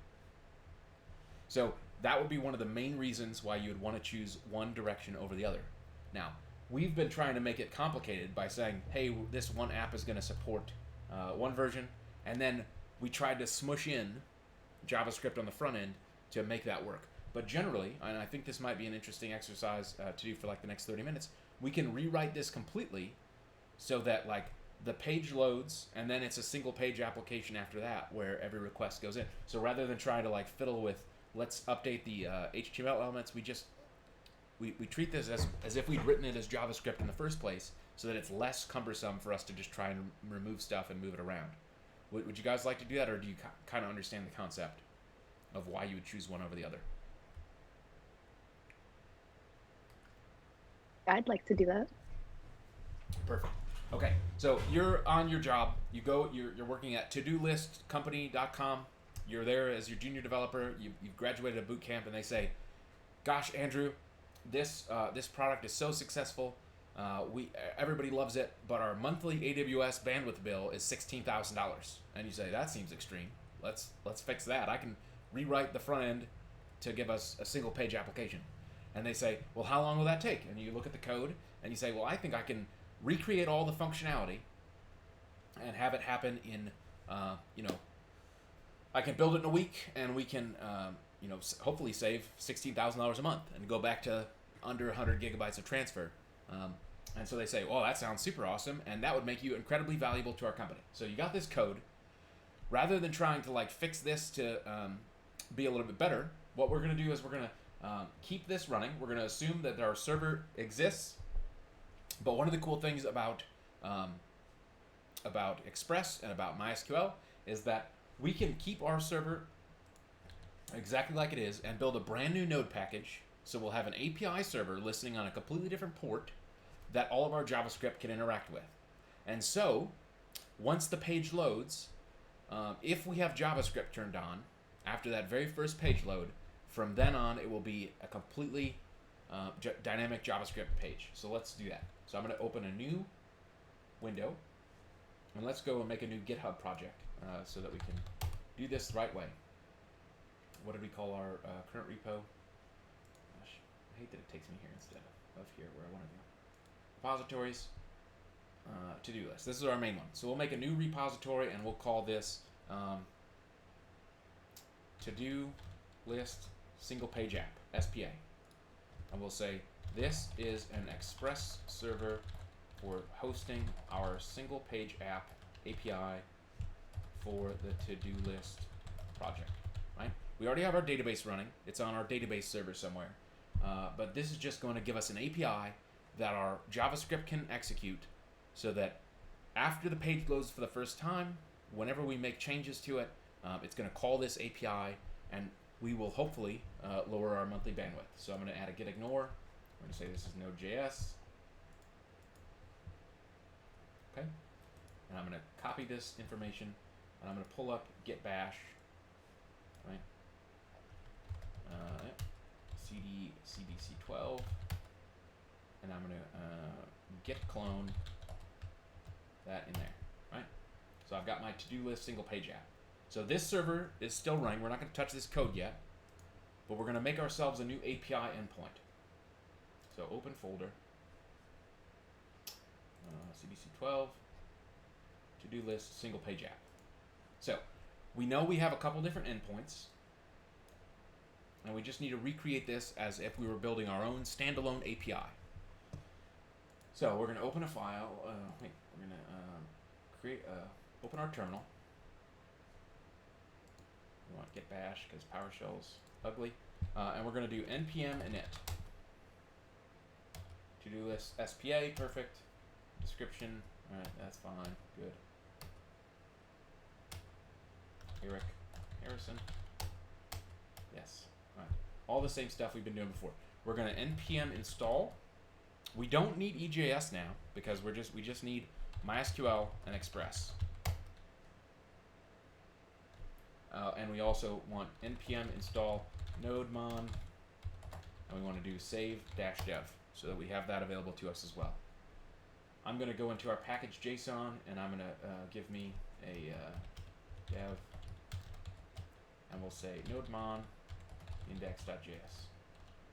Right, so now I'm building my second server. We're going to have these running in completely different places generally, right? So you might have your API server running on a small server somewhere that doesn't need to use as much bandwidth, and your main web app we can leave it as is right now and not worry about it. So we're going to invent ourselves an API here.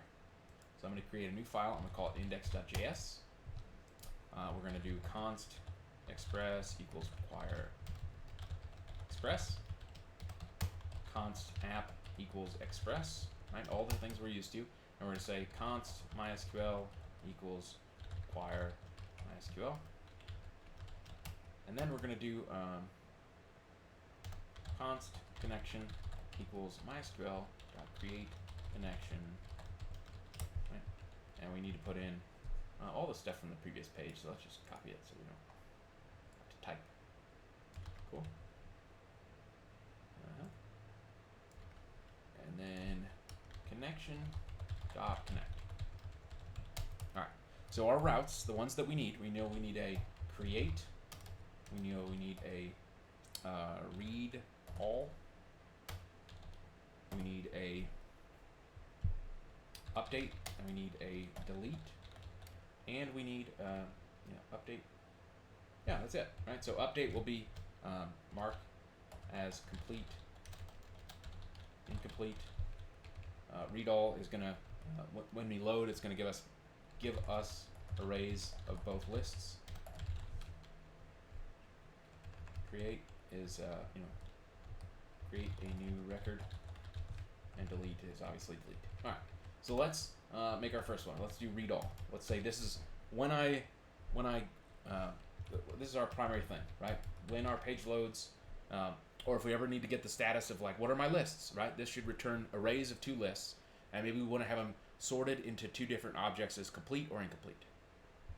Does that make sense? So we'll do app.get / and we'll say simply function rec res, and we'll do connection.query select id name complete from to-dos function error results. Okay, and then we want to simply return that object back, but we want to do a little bit of processing here, so it comes back to our JavaScript pretty nice. So we'll say let output equals we'll make it an object, and we're going to say it has a complete, and that's going to be an array, and an incomplete, and that's going to be an array. Right, so we got an object with two arrays, and then we're simply going to go, we're going to loop through all of our results for let I equals 0. I is less than results.length, I plus plus. And then if results I dot complete, and we're going to put output dot complete dot push, and we'll say id results I dot id, and we'll say name results I dot name. Okay, and we'll do the exact same. Otherwise, we're going to put it in incomplete. Okay, incomplete. Okay, and once that's done, we've got our object. We can simply, let's maybe console.log this, console.log output, and we're going to do res.json output. Okay, we need to tell our app to listen on a different port, because we're going to imagine that this is running on some other server. Maybe your main website is todolist.com, and this API server is going to be like api.todolist.com, but we're running this all on localhost, so we're going to say the web server runs on localhost port 8080, and the API is on localhost port 8888, right? So we'll say app.listen 8888. Okay, so these are two completely separate servers.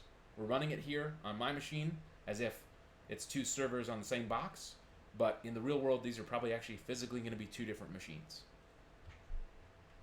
Okay, and to be honest with you, like, your API machine, because this is going to be the one that every user, if you're doing this because your app is used by 1 million people, this API machine is probably going to be the bigger one, right? You're going to have this be like a machine with 8 gigs of memory and a big, all that kind of stuff. But your website, if it's really just sending a page, it might be a very small machine because it really just needs to send the page once. So we're listing on a different port. Let's run this to make sure that we're correct. npm run dev. What do we got here? Unexpected. I probably forgot. Yeah, I forgot a comma here. So we fix that, and we run our code. npm run. Good. So if we verify this real quick by going to, right.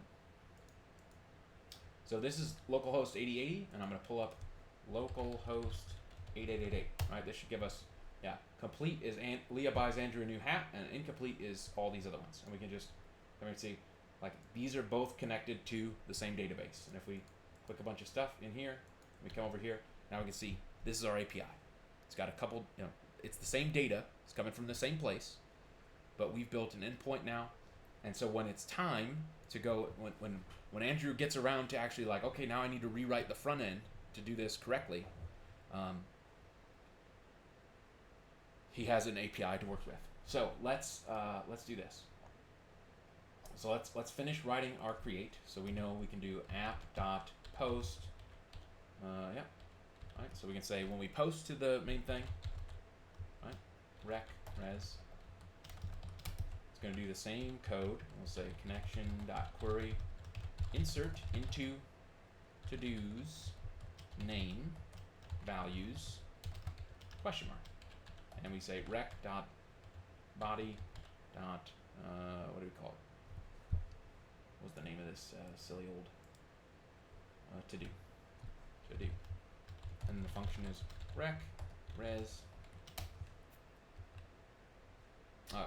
error and results. So we know in here in our API we want to get the insert ID and return a JSON object to our front end. Okay, so let's say what we have in our object here is output complete push.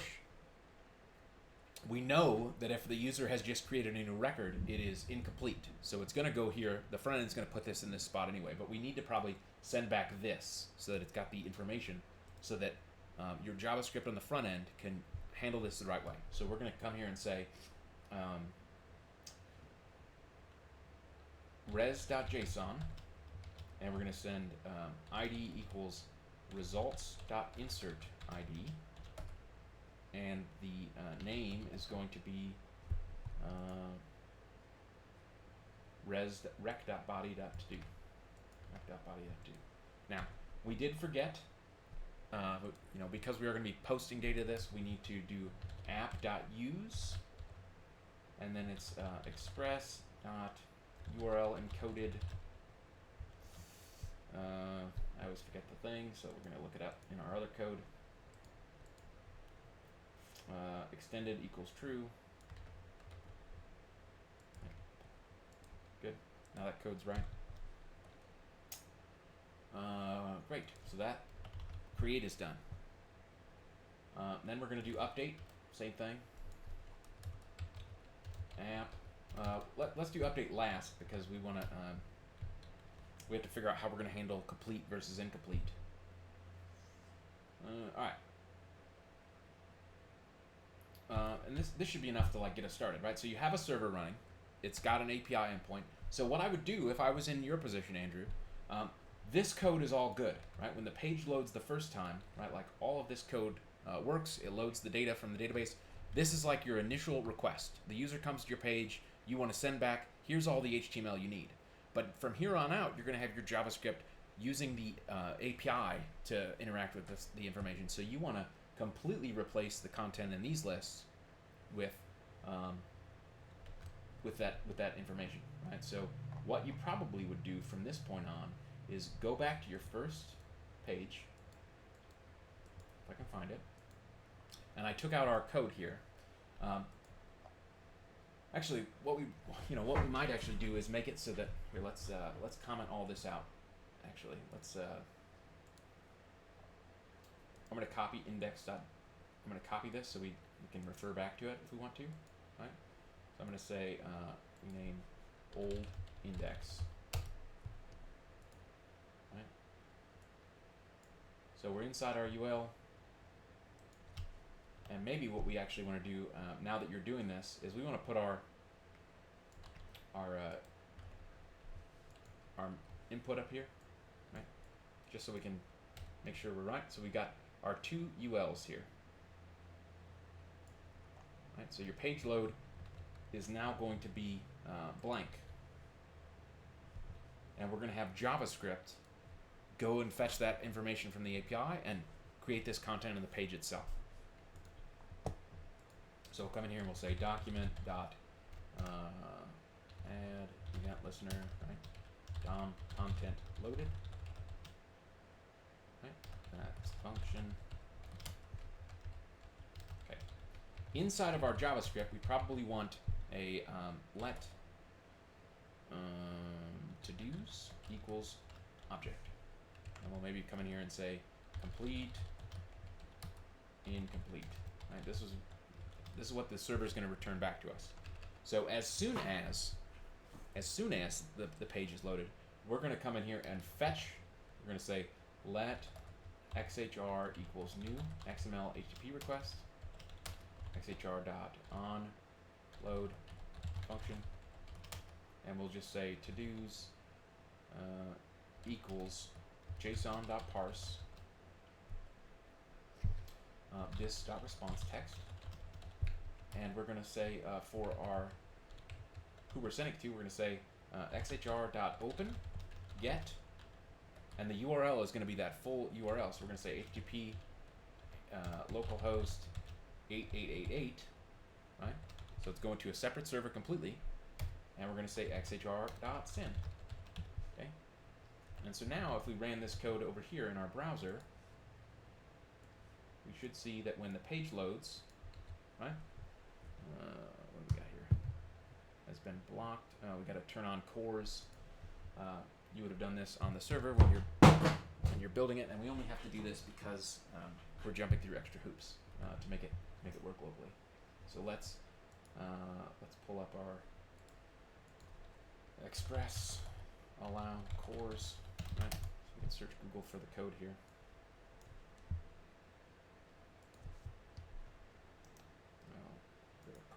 We're going to need the cores package.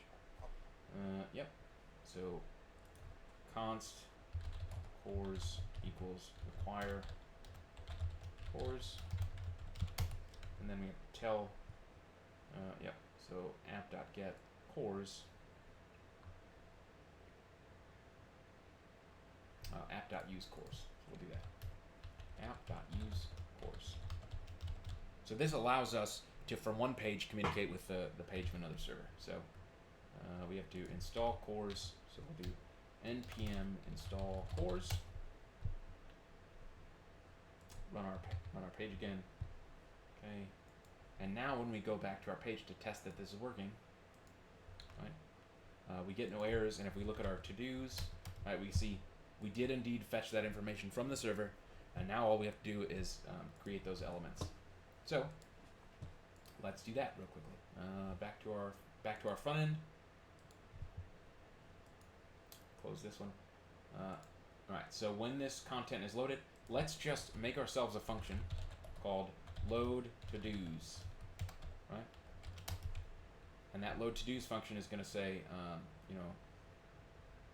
for var for let I equals 0, I is less than to-dos dot complete dot length I plus plus.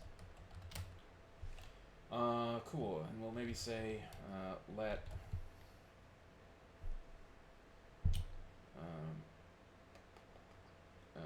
incomplete.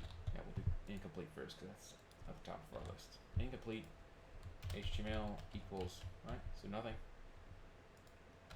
And we'll say incomplete HTML equals incomplete HTML plus, and then we'll put in li ahref. Well, let's just do li id equals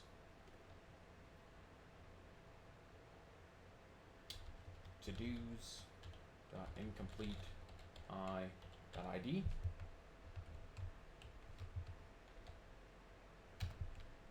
Okay, and then we need to put in to-dos incomplete I dot name, right? Is that what we called it?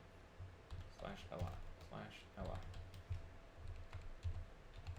Alright, so when we load the page, and then at the very end of this, we will say document get element by ID incomplete dot inner HTML equals incomplete HTML. That should work. It did not.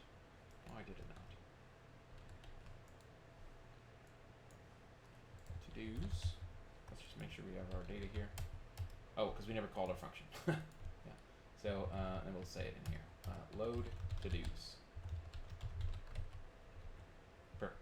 So we have our to-do list here. We can do the exact same thing for our complete. So we'll just copy this code, and we'll say complete. Complete. Complete. Complete. Complete. Complete. Complete. Complete. All right, and then we know that we want to add the what was that image we liked, right? There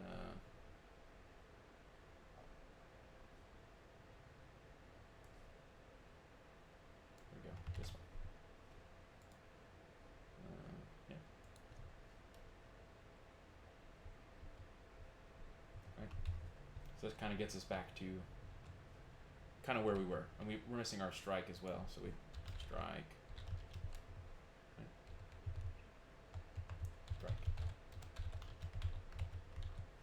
Okay, so we're kind of caught up to where we were before, but the benefit of this is that if you've got 1 million users using this page, right, the only communication after that initial page load is the very small JSON objects we're sending back and forth.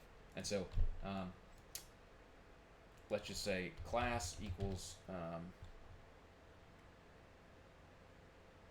what's going to be our class? Like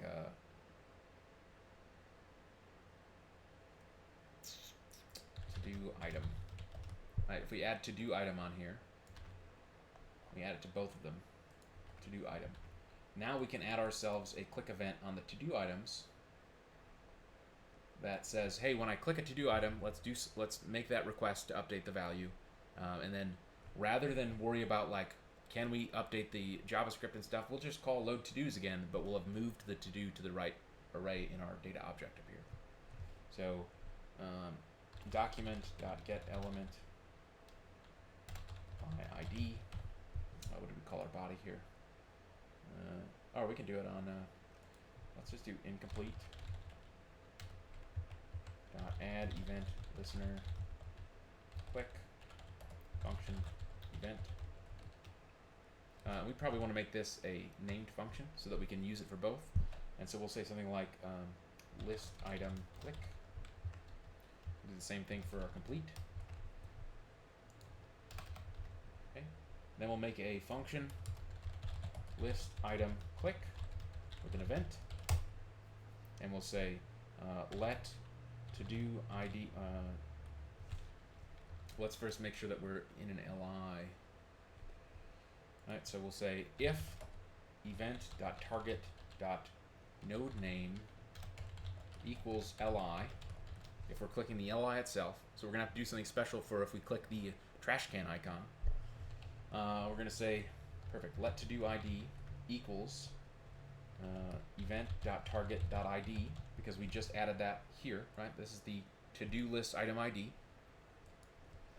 And then we're gonna simply say let xhr equals new XML HTTP request, xhr.onload equals some function where we do something.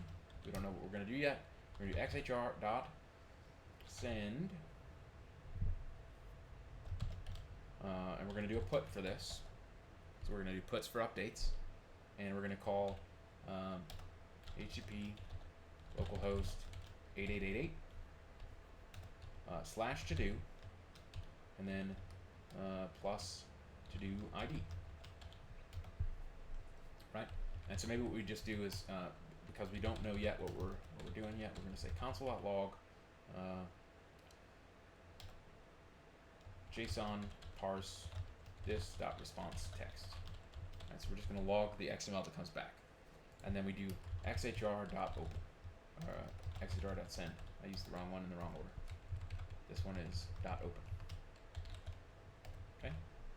So now, if we click on a thing and it's an LI, we're going to get the elements ID, which is going to be our to-do list ID, and then we're going to make an XML HTTP request to /to-do, but it's going to be a put. And so if I click on this, right, this should fail because clear. Oh, I have to reload the page. I click on this. This should fail because we don't have a put route on our API yet. Oh, okay, I got it. So let's add a let's just add a data item in here. We'll say data status. All right, let's do data complete equals 1, and on the other one we'll do data complete equals 0. So when we're in here, put to do ID, and then we'll do plus, and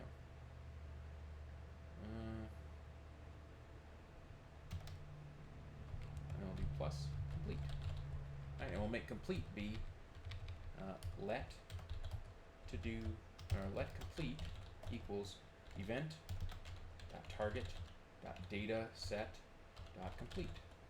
All right, so we're going to get this 1 or 0 out of here, and we're going to send it to do ID, and then yes or no.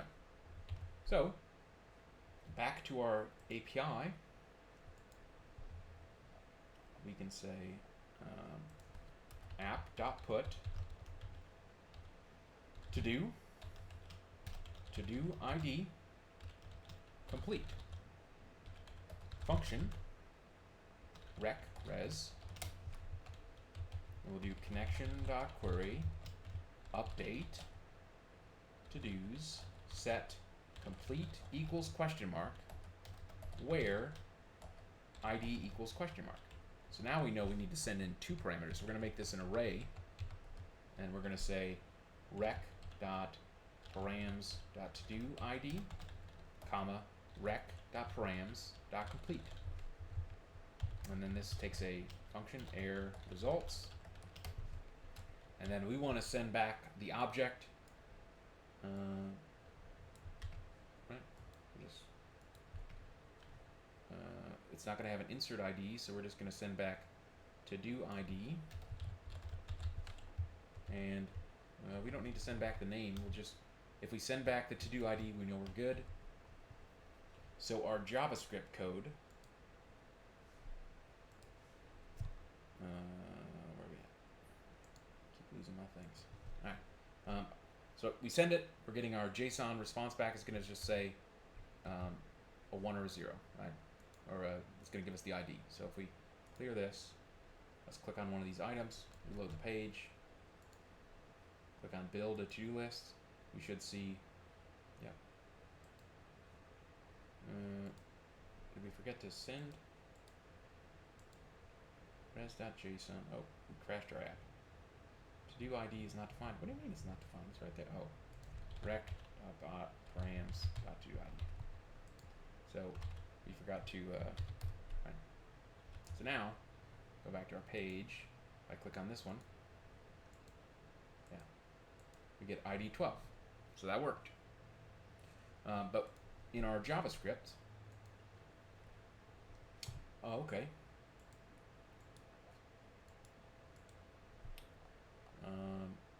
This gives me an idea, right? Maybe these should not be arrays. These should maybe be objects, so we can put keys in here, right? So that we can just reference it by key, right? If we got the ID, why wouldn't? Yeah, we should do like, right, instead of push, where we set it up the first time, load to-dos.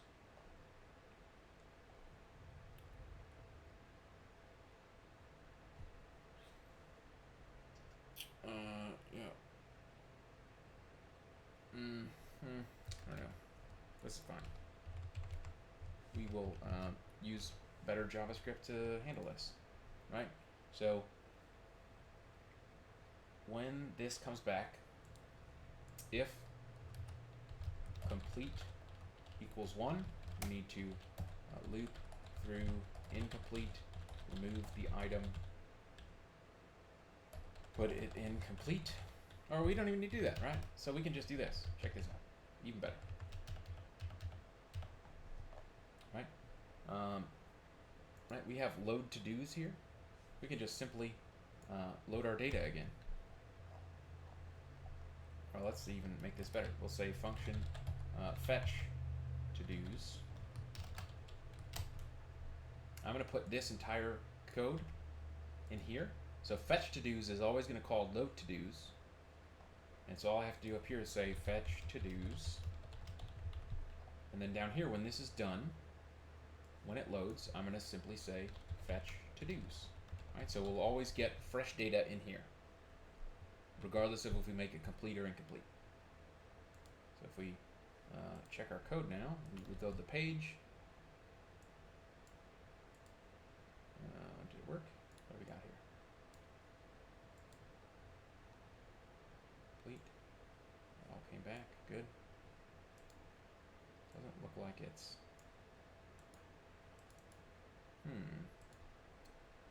What did we do incorrect here? Gosh, it's so hard to debug with font size so big. Let's reload. Okay, everything's loaded. We've got our localhost. We made our XML HTTP request to 8080. Okay, then we loaded our code, which brings back our object. If I clear everything now and I click on one of you buggers, localhost, complete, item 3 should be incomplete now. So let's log out some of this information. So we'll go back to our front end. So list click item, and we'll say console.log. Let's put this below these things. Say to do ID plus little arrow for ourselves plus complete. So this should hopefully, when we load our page, load, line 44 we broke.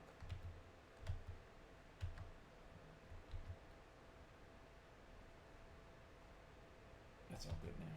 Okay, reload. If I click on this, line 13, oh, okay, we got this backwards, right? Complete. Right now it says 0, so we need to make this say 1, right? We want to make it backwards so that we change.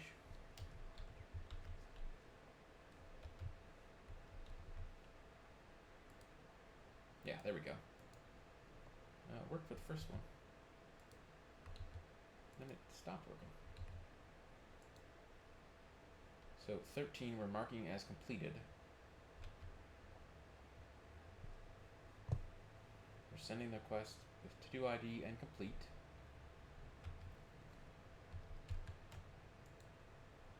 We're saying item 2 is now 1, but it's not updating correctly. Let's check our other code and see if our server broke. Let's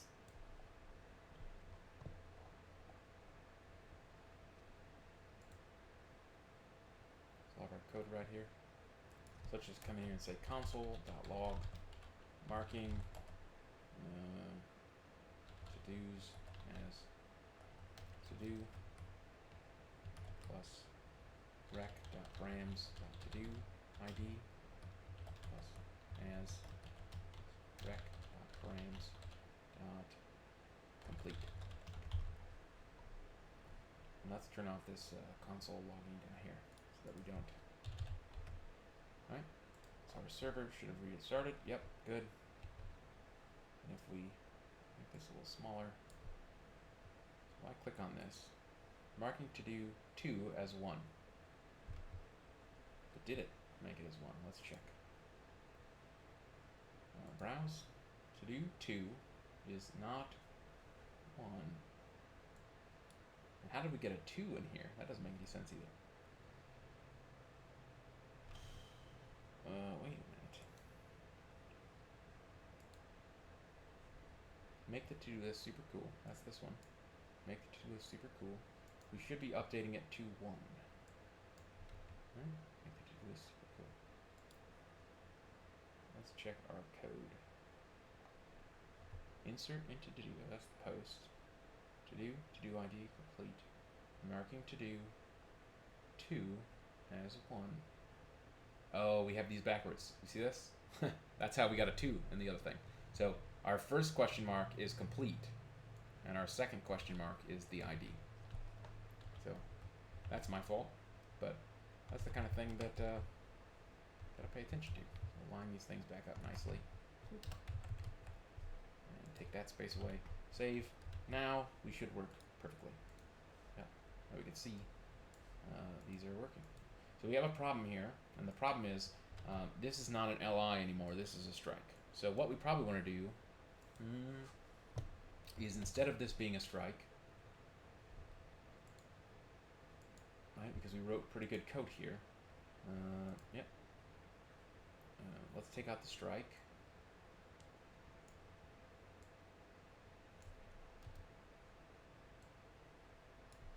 Okay, and let's say that any LI that is inside the complete is going to have the CSS of text decoration strike. So we'll say complete LI text decoration strike.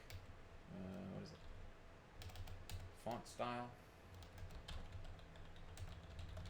strike. I always forget the CSS property. Let's look. Strike through CSS text decoration? Yeah, what I said. Oh, line through. Ooh. Text decoration line through. Perfect. So now this should work for both. Right. Let's close our little thing here. Say, yep, good. But the beauty of this, Andrew, to answer your question of why, is you've just now single-handedly saved your company $1 billion. Okay. The only thing that's missing is we did not handle this. Click on the garbage can. So we can do that really quickly as well, with the same kind of code, right? So we have our click event, list item click. So if it's an LI, we're gonna either turn it on or off. Else, if event.target.node name equals image, right? So you clicked on the garbage can. Let's just do the same thing, but call our delete. Right. So event.target.id.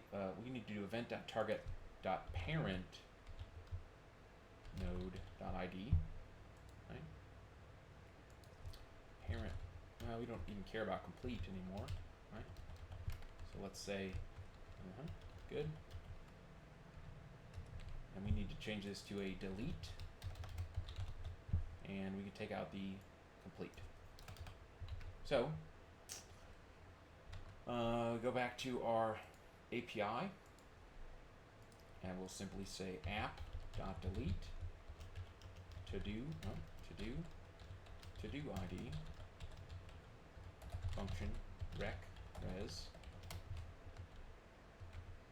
and we'll say console.log deleting to-do plus rec.params.to ID.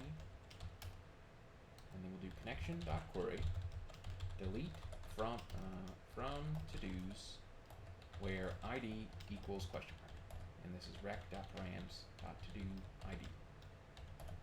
Function error results. And then we simply just, if it was successful, we're just going to simply say res.json deleted is true. Right? So if we delete one of these bad boys, we reload our page, we say we're going to delete item 2 completely, gone. Now it's perfect. We can see delete item 3, it's deleting to do 14. So you can still have your page, right? This is now a single page app. It's still using EJS, right? And the reason we're using EJS is you still, if you're building a real company, you still probably have like a menu up here at the top. You still need to know if you're logged in or not. You still have a login page. You still have a contact us section. You're still going to use your templating engine, but now your interactions with the database, with the actual app, is all API driven instead of page driven. Now, the one downside to all of this is it no longer works if JavaScript is turned off. But maybe you don't care. You built a really successful to-do list app. You're used by millions and millions of people. But perhaps that doesn't matter, right? Maybe you've just saved $16,000 a month in bandwidth. Maybe you lose a few thousand users, but that's somebody else's problem. I mean, who really doesn't have JavaScript turned on? Like, what cases is JavaScript disabled? Lots of security environments, places that have lockdown computers. You might Fortune 500 companies is a good example where sometimes they'll disable JavaScript by policy. They'll say, we just don't want any JavaScript code running. They lose out the ability to run a lot of apps, but if you're working at a bank or a large financial institution, sometimes they'll only allow JavaScript to run on whitelisted domains, so that they might allow Google Drive JavaScript there, but they've got JavaScript turned off everywhere else. Other places might be screen readers. Other problems is if you rely on a lot of web traffic from search engines, if Google comes to crawl your website right now, there's no content here for Google to see.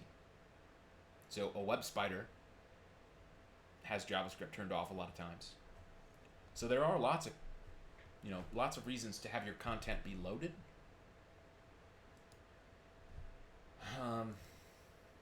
It's one of those trade-offs. There's pros and cons to each. And if you're working at a company where your biggest problem is your bandwidth because you're successful, switching to a single page application, you might lose 10,000 users, but you've saved $16,000 a month. Especially if you're doing this for free. Maybe this is supported by advertisements or something. So you want users, but you don't want to have to pay so much money supporting them. So like if you made $15,000 a month on ads, you lose 1,000 users. Maybe you make $14,000 a month the following month on ads because you've lost some of your people, but you've saved $16,000 in bandwidth.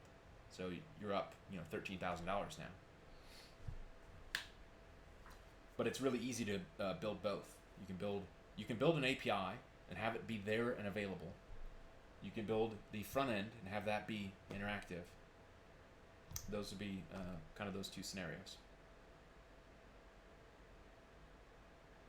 What questions do you have? Another good thing about APIs is that because we built this API server now, in theory, you could publish this API and you could say, hey, if you want to use my to-do list system, here's the API to do this. And so now anybody in the world, this is what made Twitter grow and expand, was that Twitter had a website. It was like a Twitter feed.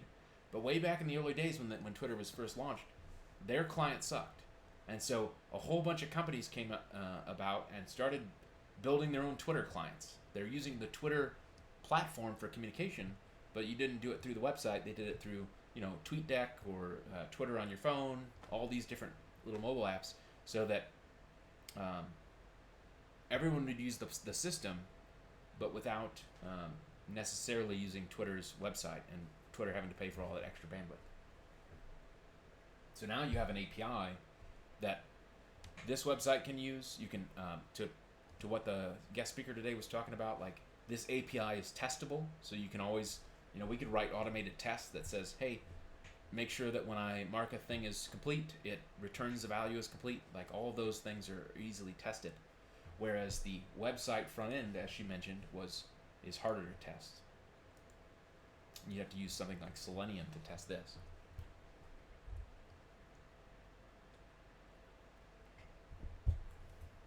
Cool. It's 8:11. What do we want to talk about now? We want to review anything we've gone over this week. We've kind of covered two major things: databases and EJS templating. We've done some more practice with Express. Does everyone feel pretty good about this stuff? Do we need more practice? Do we need homework that gives us a project to work on? What would be useful for you guys? I definitely think that homework that uses EJS would be good. Okay. Like, I will write something up and we'll have that due Monday. Next week, let's just take a look at. I'm pretty sure we have. Deployment coming up. So we're going to talk about servers. We're going to learn how to take this package that we built and deploy it to a server and have it be available on the internet for us, so that anyone can use these things we're building.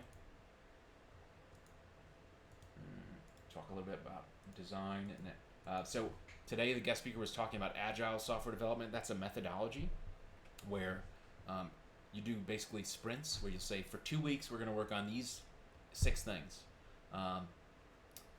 There's another methodology called waterfall, which you also mentioned, which is a different style of project management where you define everything you're going to do up front, like you do a big design up front, and then over 6 months you chip away at it until you're ready to launch. Whereas agile is more like, we're going to do one little thing quickly and launch that, and then next week we're going to do another little thing quickly and then launch that. So it's a different. There's a couple different philosophies, and we'll explore that next week as well. But we'll probably spend more time with EJS, more time with databases, and we'll start deploying some of our stuff to Heroku, and we'll maybe take a look at some of the other providers as well. Cool. And then we'll really start focusing on projects, right? So really over the next couple of weeks is really the final endpoint to start making sure your portfolio is ready to go. I think one of our guest speakers next week is, next week they're going to do portfolio review on Thursday. So all of you are going to have your portfolios ready to be looked at, because these people work at Ware Stewart, which is a design firm here in town. They are excellent designers, and you want to have your portfolio looking sharp for them. So definitely start working on that, because that will be next Thursday. Oh, Chris Harrison might be talking. We are not related, but Chris and I have known each other for 15 years. He's amazing. Cool. What else? So you want some projects to work on. I'm going to have you guys, I kind of hinted at this a couple weeks ago. I think you need to build a to-do list app like we did today, but I want you to make one that looks nice. And we're going to make sure that it's deployable so we can put it on Heroku next week. And that will be one of the items in your portfolio. So Estrella's already kind of doing this. She's doing a grocery shopping thing, right? You should do the, kind of the techniques we used today would be really good for grocery shopping. that's what I'm doing. Perfect. The more the merrier. The more projects you can show off that show your kind of creativity and your ability to do stuff, the better. And so if I say, if I made a homework assignment that was create a EJS based to-do list app, if you wanted to do a grocery app instead, it's the same concept. So that would be good as well. What else?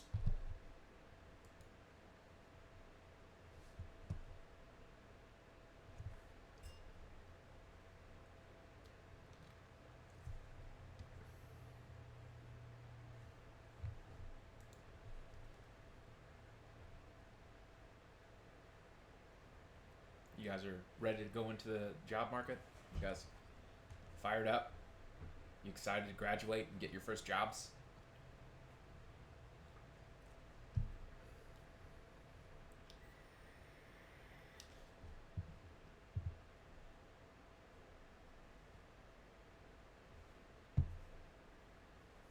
Are you guys terrified? Estrella's shaking her head. Andrew's a little terrified. There's nothing to be scared of. You guys are ready. I believe in you.